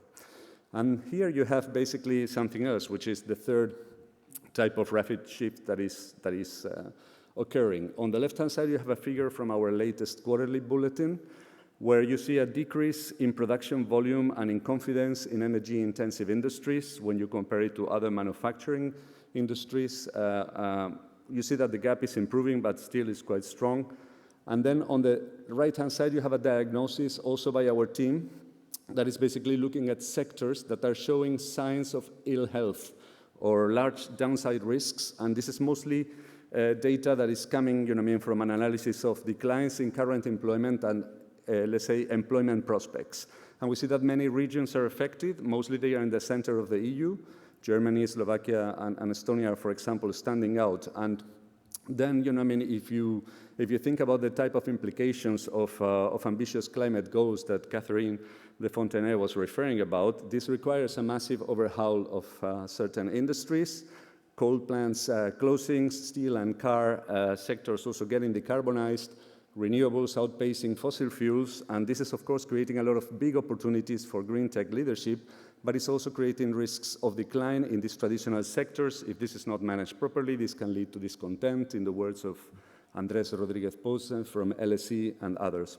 And we have the same with digital. We have AI, big data, smart infrastructure, and this is all kind of rewiring global value chains in a different way, and this raises a number of questions in the EU. For example, how to ensure that digital adoption by SMEs, which is pretty much lagging behind, is ensured without generating as well, an over-reliance on big tech giants that are out there.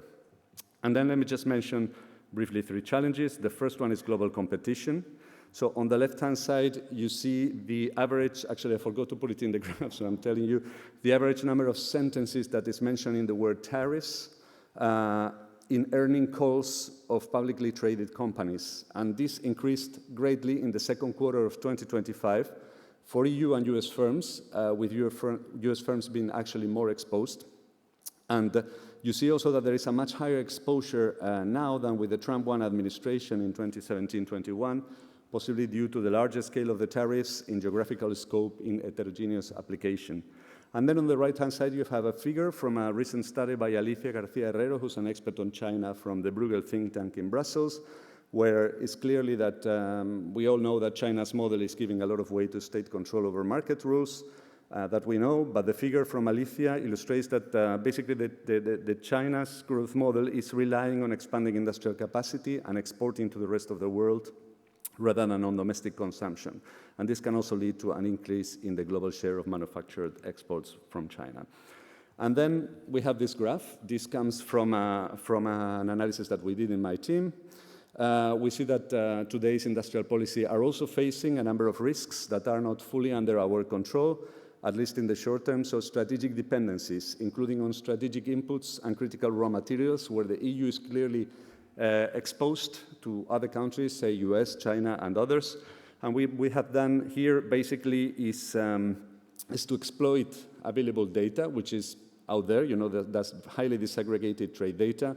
And we did a bottom-up, data-driven, scientific kind of mapping of dependencies and what we call a SPOF, which is a very nice term, because it's very explosive, single points of failure using highly disaggregated trade data, and looking at the concentration of extra EU imports and the capacity to replace those imports by production that is coming from within the single market. And we detected 204 strategic dependencies for the EU, with China being the main source, with more than 50% of the import value. And these single points of failure are concentrated on a number of areas. For example, raw materials or solar cells, solar photovoltaic cells from China, parts of turbojets from the US, hydrocarbons from Russia, and others. And dependencies, of course, risk slowing down the twin transition. They raise costs, they can increase exposure to geopolitical risk, and they require diversification, domestic capacity building at times, and also strategic partnerships with third partner countries, for example, on critical raw materials, but that, of course, takes time.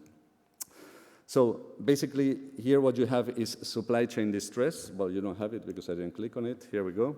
So supply chain distress, this is a graph from our joint report with Deborah Revoltella's team at the European Investment Bank that we released in summer. We surveyed about 2,000 firms, and we look at the obstacles for EU importers. And we see, that actually that are trade generated. So we see that, for example, obstacles that are related to access to raw materials and logistics decreased very clearly from 2023, so you have these green dots, to 2024 with the blue bars. And the concerns seem to be now more about compliance with new regulations, about standards, and of course about changes in tariffs. And this is not in the slide, but I tell you, companies that are importing from outside the EU, they also come out as those that are more likely to have to adjust their strategies. And when it comes to this adjustment, it's mostly about stockpiling management, so stock management, digital tracking, or diversification. But there is much less firms that are opting for reducing imports or for replacing them. And with this, I'm kind of coming to an end. There is a number of opportunities here. I just mentioned two of them. The first one is the EU single market. So there is a clear understanding in the EU that in a world of geopolitical competition, strength lies in unity, and the single market has delivered a lot of growth for more than 30 years. Deepening the single market is, again, a strategic priority. I think Tommaso yesterday, he was very explicit, and I cannot agree more on this. I think on the single market, we have a double dividend. The single market drives growth, but it's also a platform to address resilience. And when we look at estimates from our recent literature review, we see that the GDP of the EU is at least 3% higher now than it would have been without the single market. And what you have on the screen comes from a recent study by two of our Grow Fellows, so Lionel Fontanier and Yoto Yotov, who are Gravity trade economists. And they show EU gains from single market integration that can double, actually, if the full potential of the single market is achieved. This would have led to about $1 more trillion of cumulative single market gains already in 2024. But of course, this is not easy. We have fragmented regulations, we have national interests, we have slow adoption that is holding us back, and still there is an increased momentum in the EU to push this agenda, and we should do that. And my final say is on this. There it says 3 recent examples, but these are 4. There is mounting academic work around how industrial policy can work under the right conditions. We have seen quite a bit of that here in the room yesterday and today. Andres Rodriguez Pose, who's also a fellow, or used to be a fellow of DigiGrow in 2023, because this is an annual program, he puts the accent, for example, on the relevance of institutional quality for industrial policies to be effective and to work properly. Nathan, in his recent QJE article, he looks at the policy mix of South Korea in the 70s and how it shifted from like kind of a manufacturing base into a knowledge-intensive type of dynamic, and that this supported durable change. And then we have former Grow Fellows Andrea Renda, Beata Jaworczyk, that worked with us last year, that underlined the need to avoid a multiplicity of goals and a lack of articulation between those goals as a key element, again, for proper industrial policies. And we heard about Danny Roderick, who says, don't ask why to do industrial policy, but ask how. And he has a number of elements that he highlights. I will just mention strategic collaboration between the business sectors and government, but also accountability. So I'm very much aligned with Tony Venable's GPT search of this morning. So I think, just to conclude, the debate very wisely moved from taboos about industrial policy to conceptual, to evidence-sound discussions like the ones that we've been having here. And we are now working on a kind of a decalogue of how forward-looking modern industrial policy should look like on the basis of existing examples, work from our fellows, and an economic literature review. So thank you very much for bearing with me. Thanks.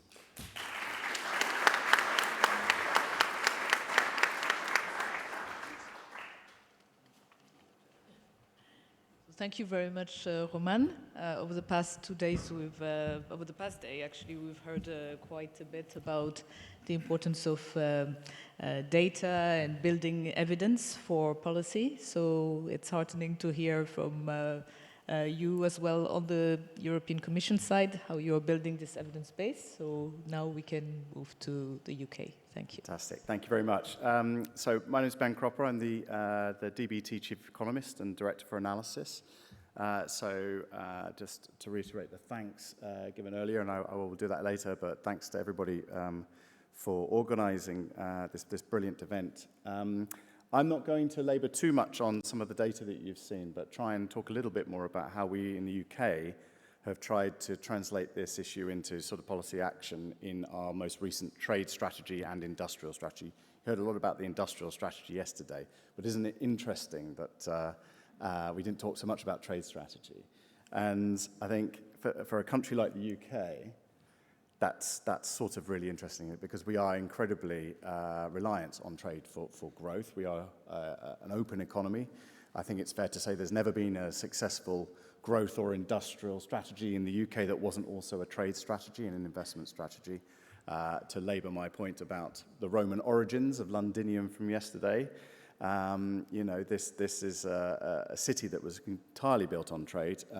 When Boudica raised this place to the ground, she would have been encountering all sorts of, not just Romans, but Gauls and Frankish and others there. There really is no growing the UK economy without it being the world. And you can see that that's not just trade, that's also on FDI. One of the things the UK economy is notable for now is how little we save, and therefore we need to import an enormous amount of capital from overseas to help finance our growth. And so really there isn't an option for the UK of just retreating in on itself and not pursuing an outward trading policy. I have the great fortune of leading a department that has come together, a business department and a trade department. And I don't want to embarrass my staff too much, but I really noticed when the business department came in, they all said, isn't it brilliant, you can get more productivity, which will help you become more competitive in exports. And that's the way that relationship goes. And all my staff who came from the trade department said, no, it's rubbish. You trade, you become more competitive, and then you have a more competitive economy.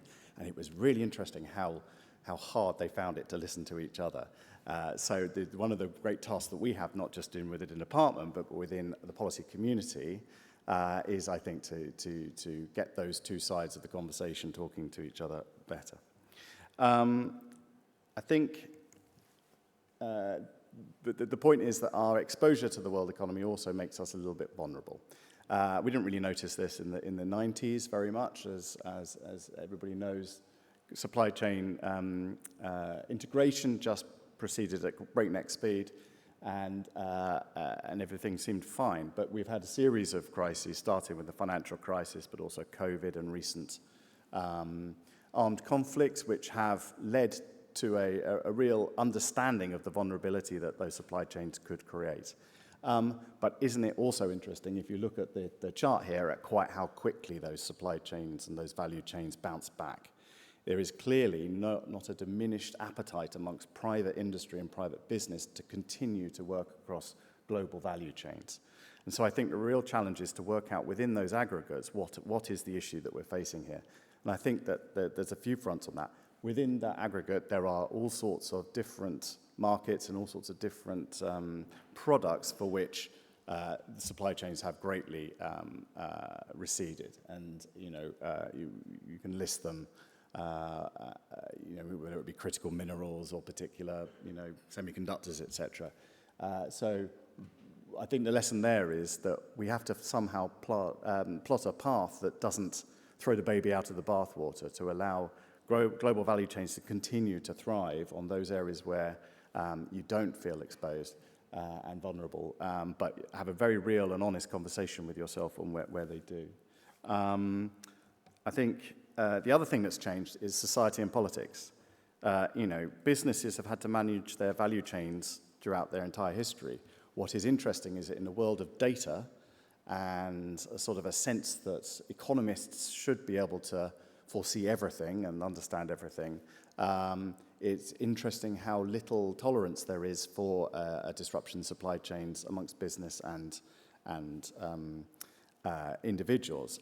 If I were to say to you, working on this in both the business department and the Cabinet Office over the last few years, certainly since the COVID period, what product do you think it was that almost got the most attention for my bosses in the political side in supply chain disruption? Any guesses out there? Toilet paper, almost. If I said it was in November, December of 2022, turkeys. Turkeys for Christmas was the single biggest issue that galvanized thinking behind supply chains. I think the then Prime Minister, Boris, understood he wasn't going to survive if people weren't able to get their turkey for Christmas. And so it shows that, everybody's understanding of what is a critical supply chain is different across the policy-making sphere. And then I won't sort of repeat this because I think both presentations have gone over this a bit, but the increase in subsidies that we have seen in recent years, which, yes, it peaked in COVID, but it still remains high, is now a very, very real issue that we can't continue to open the textbook on the page of all the benefits of free and open trade and lack of subsidies and continue to sort of hope that the world reverts to that. We have to take these subsidies as a reality.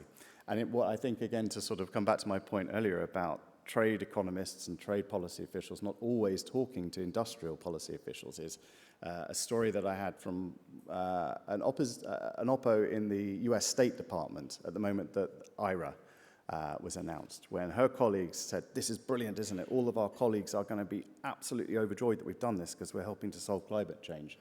And she had to sit them down and talk to them about how actual other countries might perceive a very large subsidy into the green tech sector. And it just is, even when you're not trying to be protectionist, you can quite easily become or viewed as protectionist in your motives. And so I think this is yet another reason why we need to come together across communities and talk about this. But I would also say that some of this comes about because there's no real clear definition of resilience, is there? I think people accept that resilience is now something that is a reasonable, not a dirty word to talk about in both industrial and trade policy, but what actually is it? And a large number of these subsidies are genuinely there to deliver this goal of resilience. But let's also be honest, they're also there for good old trade protectionism. So we tried in our trade strategy to define it, and you can see just below there, we've tried to define it as the safe and reliable movement of goods, services, and capital across borders, which is able to be maintained through, withstand, and respond to difficulties and disruptions. It's the language of Shakespeare, isn't it? Even when we've attempted to explain it, the committee that drafts such strategies come up with a little bit of a difficult thing like that. But I think we all understand what this is. This is its ability to withstand a disruption in the global market, a sort of a jitter, and be able to plan for it and to not have disruption. So, in the UK, we have tried to go about this in the last year in the creation of both a trade strategy and an industrial strategy. We talked a lot about the industrial strategy, so I thought I'd start with the trade strategy. And if you read it, there's a whole chapter devoted to resilience, which, as my minister started this conference with the line that, the most important thing about the industrial strategy is we have one. I think the really interesting thing to think about here is there probably wouldn't have been a chapter on resilience in any previous trade strategy that a government would have created. It would have almost been felt a little bit like, not mucky, or but you wouldn't want it to feel like it was diminishing your commitment to open and free trade. But it's there, and we've tried to confront it, and we confront it across 4 particular areas of broad fronts. First, on building supply chain resilience. And in this, we have not only just sort of accepted that that is an important goal of government policy, but also tried to think about what is the role of government in this. So businesses know their own supply chains. There is very little that we could or should be doing to tell them their own supply chains. But where the gaps fall is where those supply chains need to have the dots joined. And we need to ensure that businesses understand what they don't understand. So thinking about where government can illuminate that. And also when there are specific events, they do look to government to pull together that response.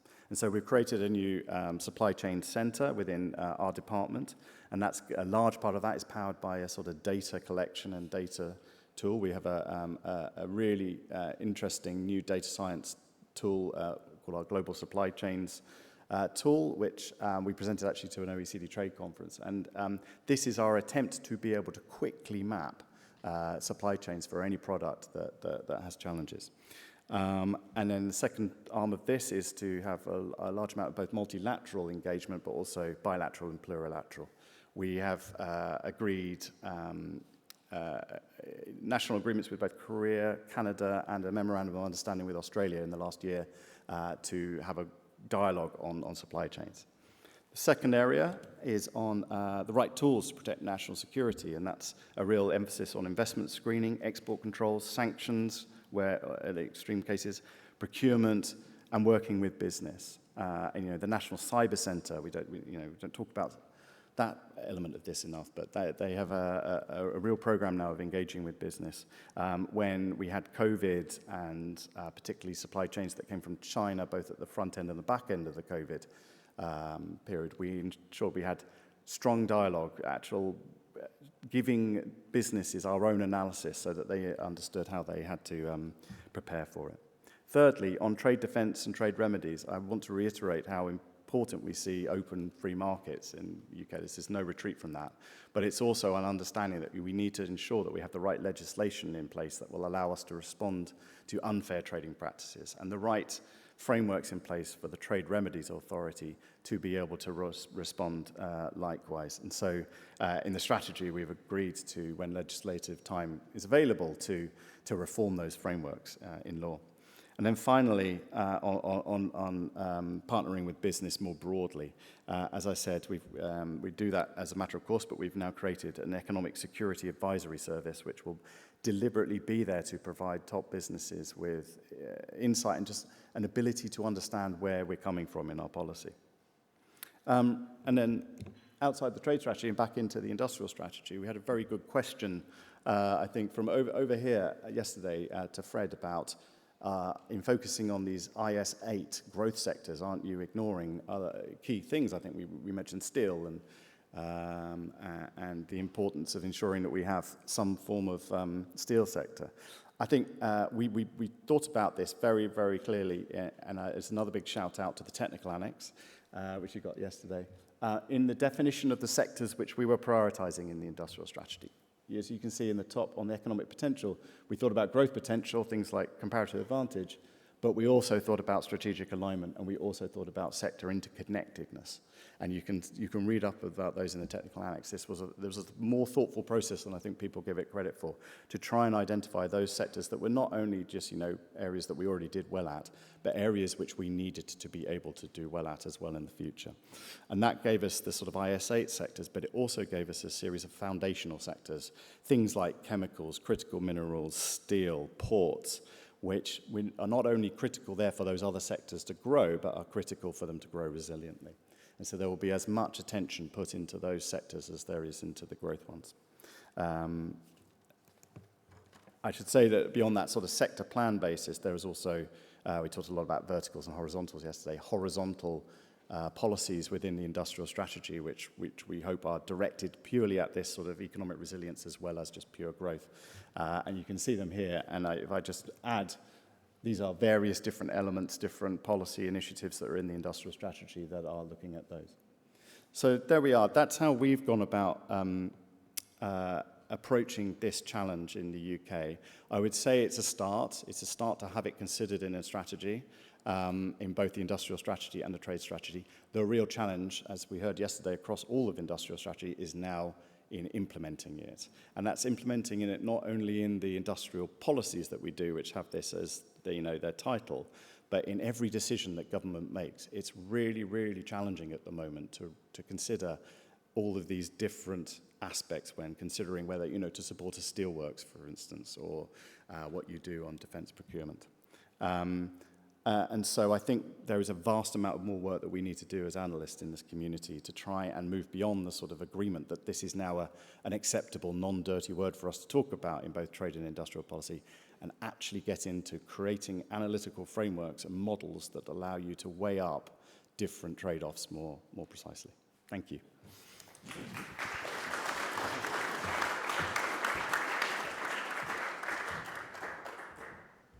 Thank you. And now, Okay, so thank you very much for inviting me to participate in the conference today. And so I'm going to use my moments to shift gear a little bit, and I'd like to, we've been talking about specific policies we're using as industrial policy in different countries, and so I'm going to bring us back to the issues of trade and competition. And so just to set the stage, I think that it is very important that as we're thinking about trade policy as an instrument of industrial policy alongside other forms like grants, income tax relief, below market borrowing, We need to think about the impact of all of these instruments on the level of market competition and what the implications are for the way in which we're intervening. Are we making markets more or less competitive? And if so, what are the consequences of that? And also competitive amongst whom? I had a paper published last year looking at how 11 low and middle income countries entered into 160 markets around the world over a 10-year period from 2010 to 2013. The big countries we're looking at in this study were Egypt, China, and Mexico. And the key finding is that a 10% tariff increase against any one of these lower middle income countries led firms that were already exporting from, say, China to the United States or Mexico to Brazil, not only to enter the market more aggressively, but the firms that were already exporting were cutting their price cost markups.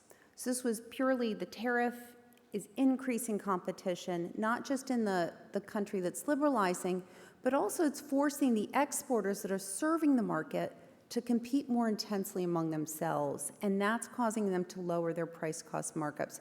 So this is a huge benefit to society. At the same time, it's causing, what Catherine earlier said was a very painful adjustment for the people in those countries who are seeing their industries downsize and adjust. So this brings us to, of course, what has been happening over the last 25 years. Here I have a picture of China and how it has completely transformed the global economy and global production. And so this comes from a recent paper of myself with some co-authors. We have the universe of all Chinese exports at the firm level for a 15-year period. We separate firms into 4 types. The gray line are foreign invested enterprises. So these are operating in China with investment from Taiwan, the UK, Germany, the United States. Joint ventures, a variety of different structures, but they're foreign invested.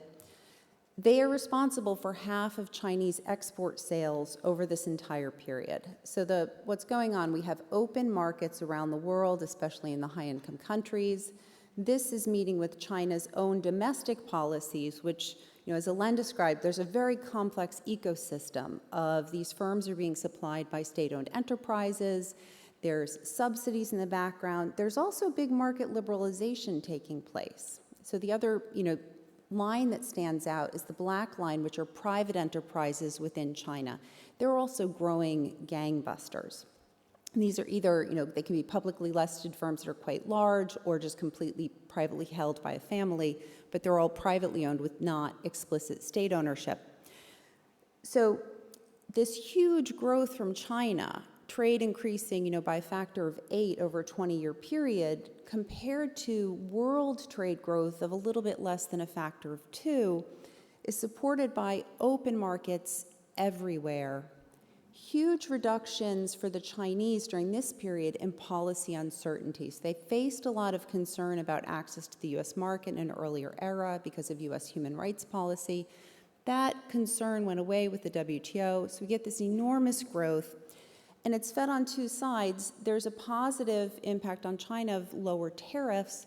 There's also an impact on the world that's both positive and negative of these enormous government interventions within China. Positive and negative, prices are coming down, competition is increasing, but there's this painful readjustment for workers. Now, what was the market sort of structure implication around the world of China's entry?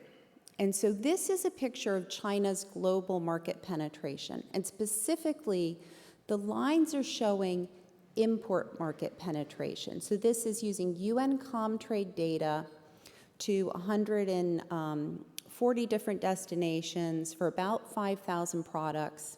In every year of the graph, we have about 100,000 or to 150,000 product destination markets. So product destination market is ball bearings in Brazil, shoes in Brazil, ball bearings in France, computers in Mexico. So very disaggregated products end to destination.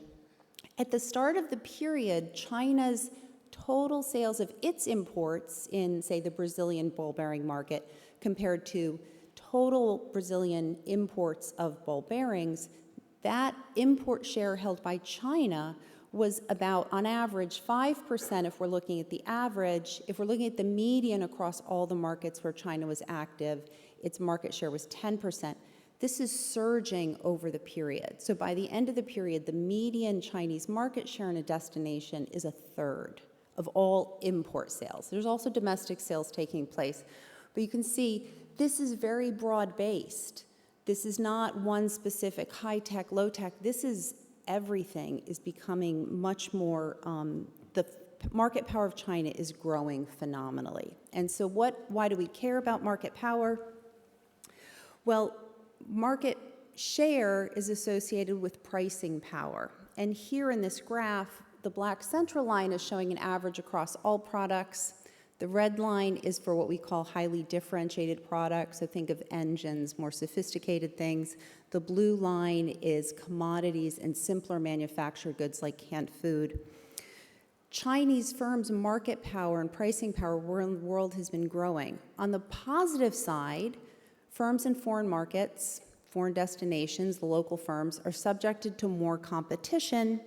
This more competition can be good, and then it can stimulate upgrading, it can stimulate innovation, it can stimulate productivity. And so we have this year graduating from Cambridge a student who's been looking at the impact of Chinese competition on Turkish manufacturing and Turkish productivity, and finds at one end, the firms that are just a little bit, behind the curve in Turkey are engaging in R&D. They're upgrading their quality. They're doing better when they face this competition. But if you get down to the lower end of the productivity distribution, the weaker firms are just kind of collapsing. They're selling less, and they are, collapsing under the competition. So when we think about industrial policy, I think my overall concern is we need to be thinking about competition and open markets can stimulate innovation and productivity, and we don't want to lose that, because as we get into more and more complex industrial and trade policies, more and more import restrictions like we're seeing in the US,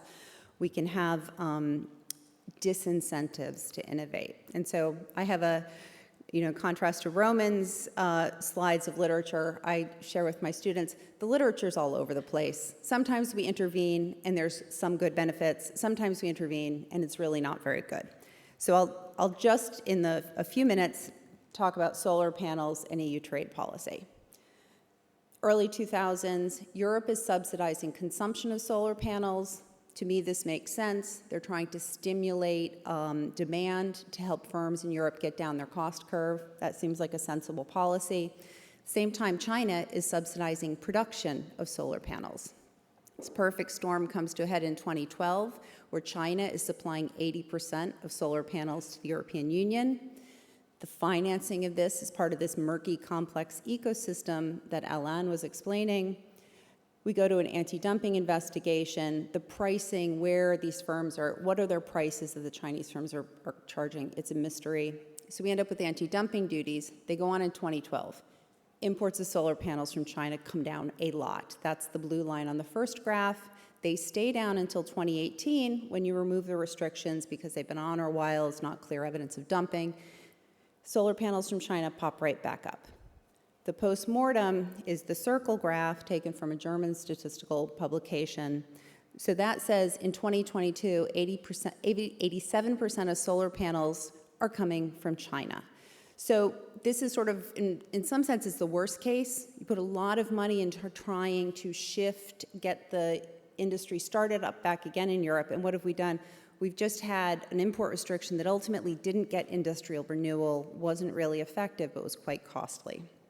So I'll leave it there just to say, I want to put in, despite all the very positive things we're hearing about industrial policy, I want us to be aware that we need to think about the competition and be very careful in when are we intervening, and are we intervening at the right time, and are we creating the right incentives for further industrial development.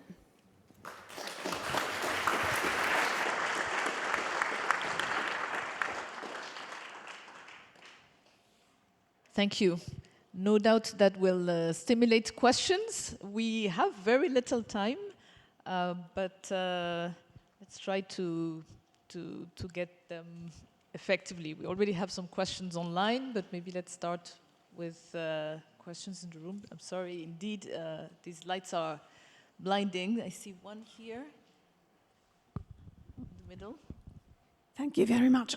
Tara Alice from McKinsey. Thank you for brilliant presentations. I wanted to further explore what the panel thinks about how policymakers should think about the trade-off. Let's take electric vehicles on one hand. Wouldn't it be just easy to let China produce all of them and buy them real cheap, and that's the end of the story? Alternatively, we obviously care about employment and the technology that's required and resilience and all the good things that you talked about in terms of then linkages to other supply chains and even defense. So how do you draw those kind of trade-offs out, and how do you make them in practice?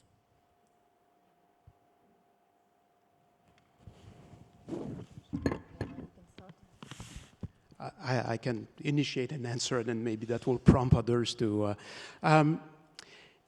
If China was at getting these advantages really purely from really comparative advantages and being better in doing and in innovating, and this was really done in a context where the rules are sort of respected, and but to the extent that many of this comes from a lot of subsidization and advantages, then it's to what extent you can let one country and then leading to a lot of concentration and vulnerabilities in terms of dependency, market concentration. I'll just give an example, a simple example. China has no bauxite, basically. Doesn't particularly have a comparative advantage in energy, sure, with subsidized coal, but certainly not renewable energies. Yet in aluminum, they started from a market share of about 10% in the 2000, and now all the way to over 60%. Again, without necessarily clear comparative advantage. So this is one example. There's the issue, of course, as the more into higher tech product this is getting. Now, maybe solar panels, the battle is lost, but then EVs, do you want to what extent you want to have a whole manufacturing sector being affected by this drive from one country? So that's my take on this. Perhaps, Meredith, it speaks directly to your presentation, and then we can hear also from Ben. Yeah, so I guess I would say, I think for the specific technology of EVs, I think there's a sense that they're going to have to be produced ultimately close to consumers because batteries are heavy, and so the production will probably take place, in Europe for European consumption for most of it. But the question is also who's going to own the technology, and I think, there's specific. I guess one concern I think we should all have is civil society seems quite fractured right now. And so if we don't think seriously about providing a society in which there's a strong base of good jobs, that's a bigger problem, I think, for high-income countries now than, who's paying which tax bill.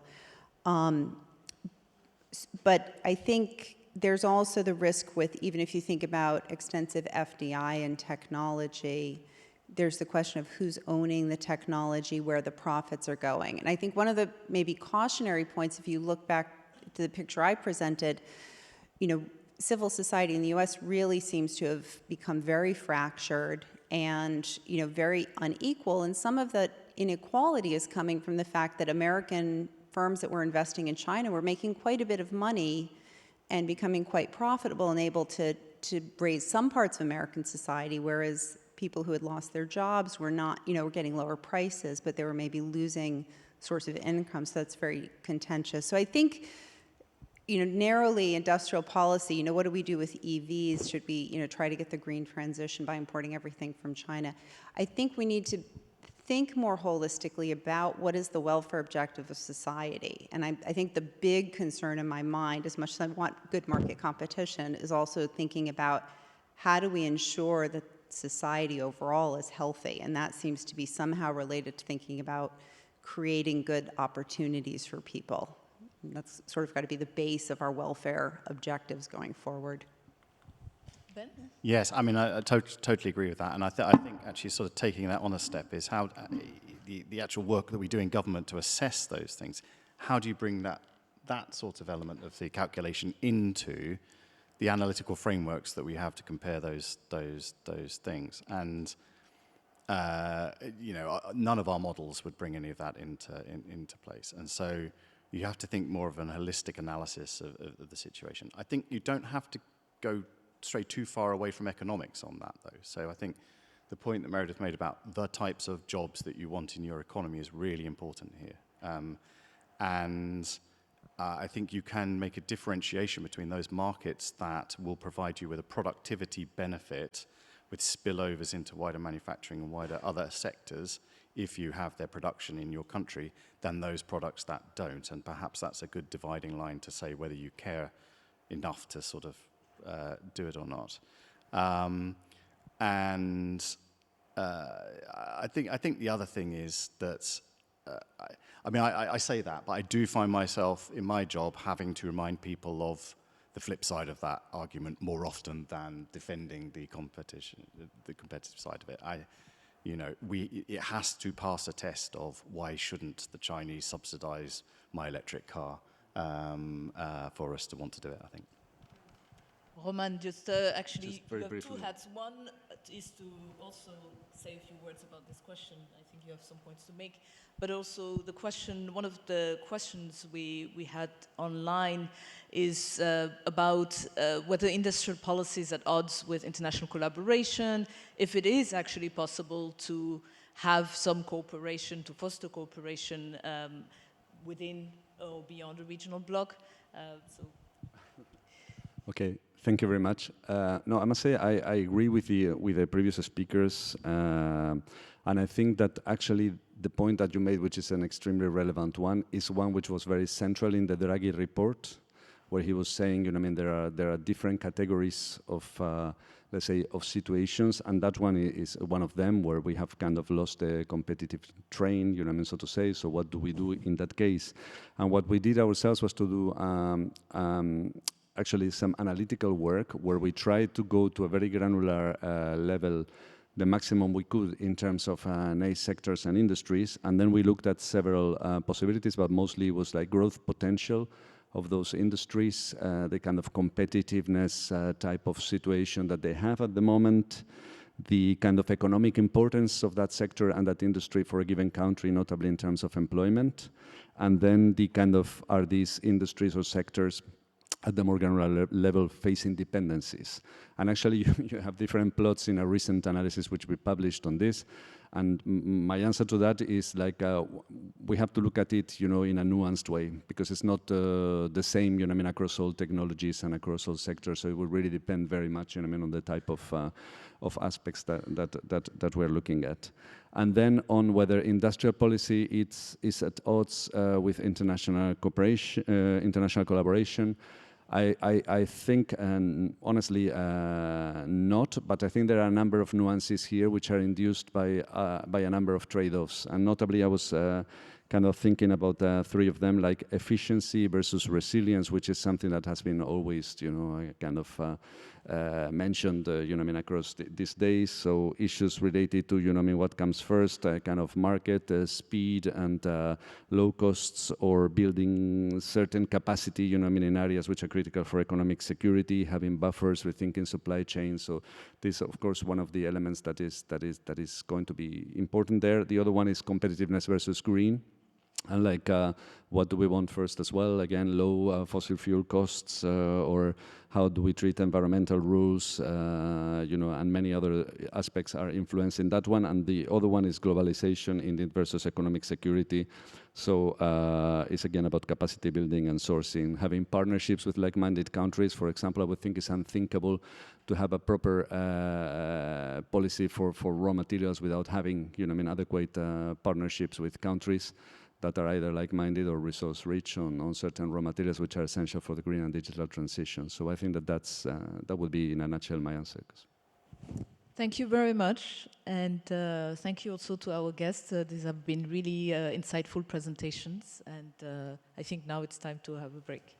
Thank you.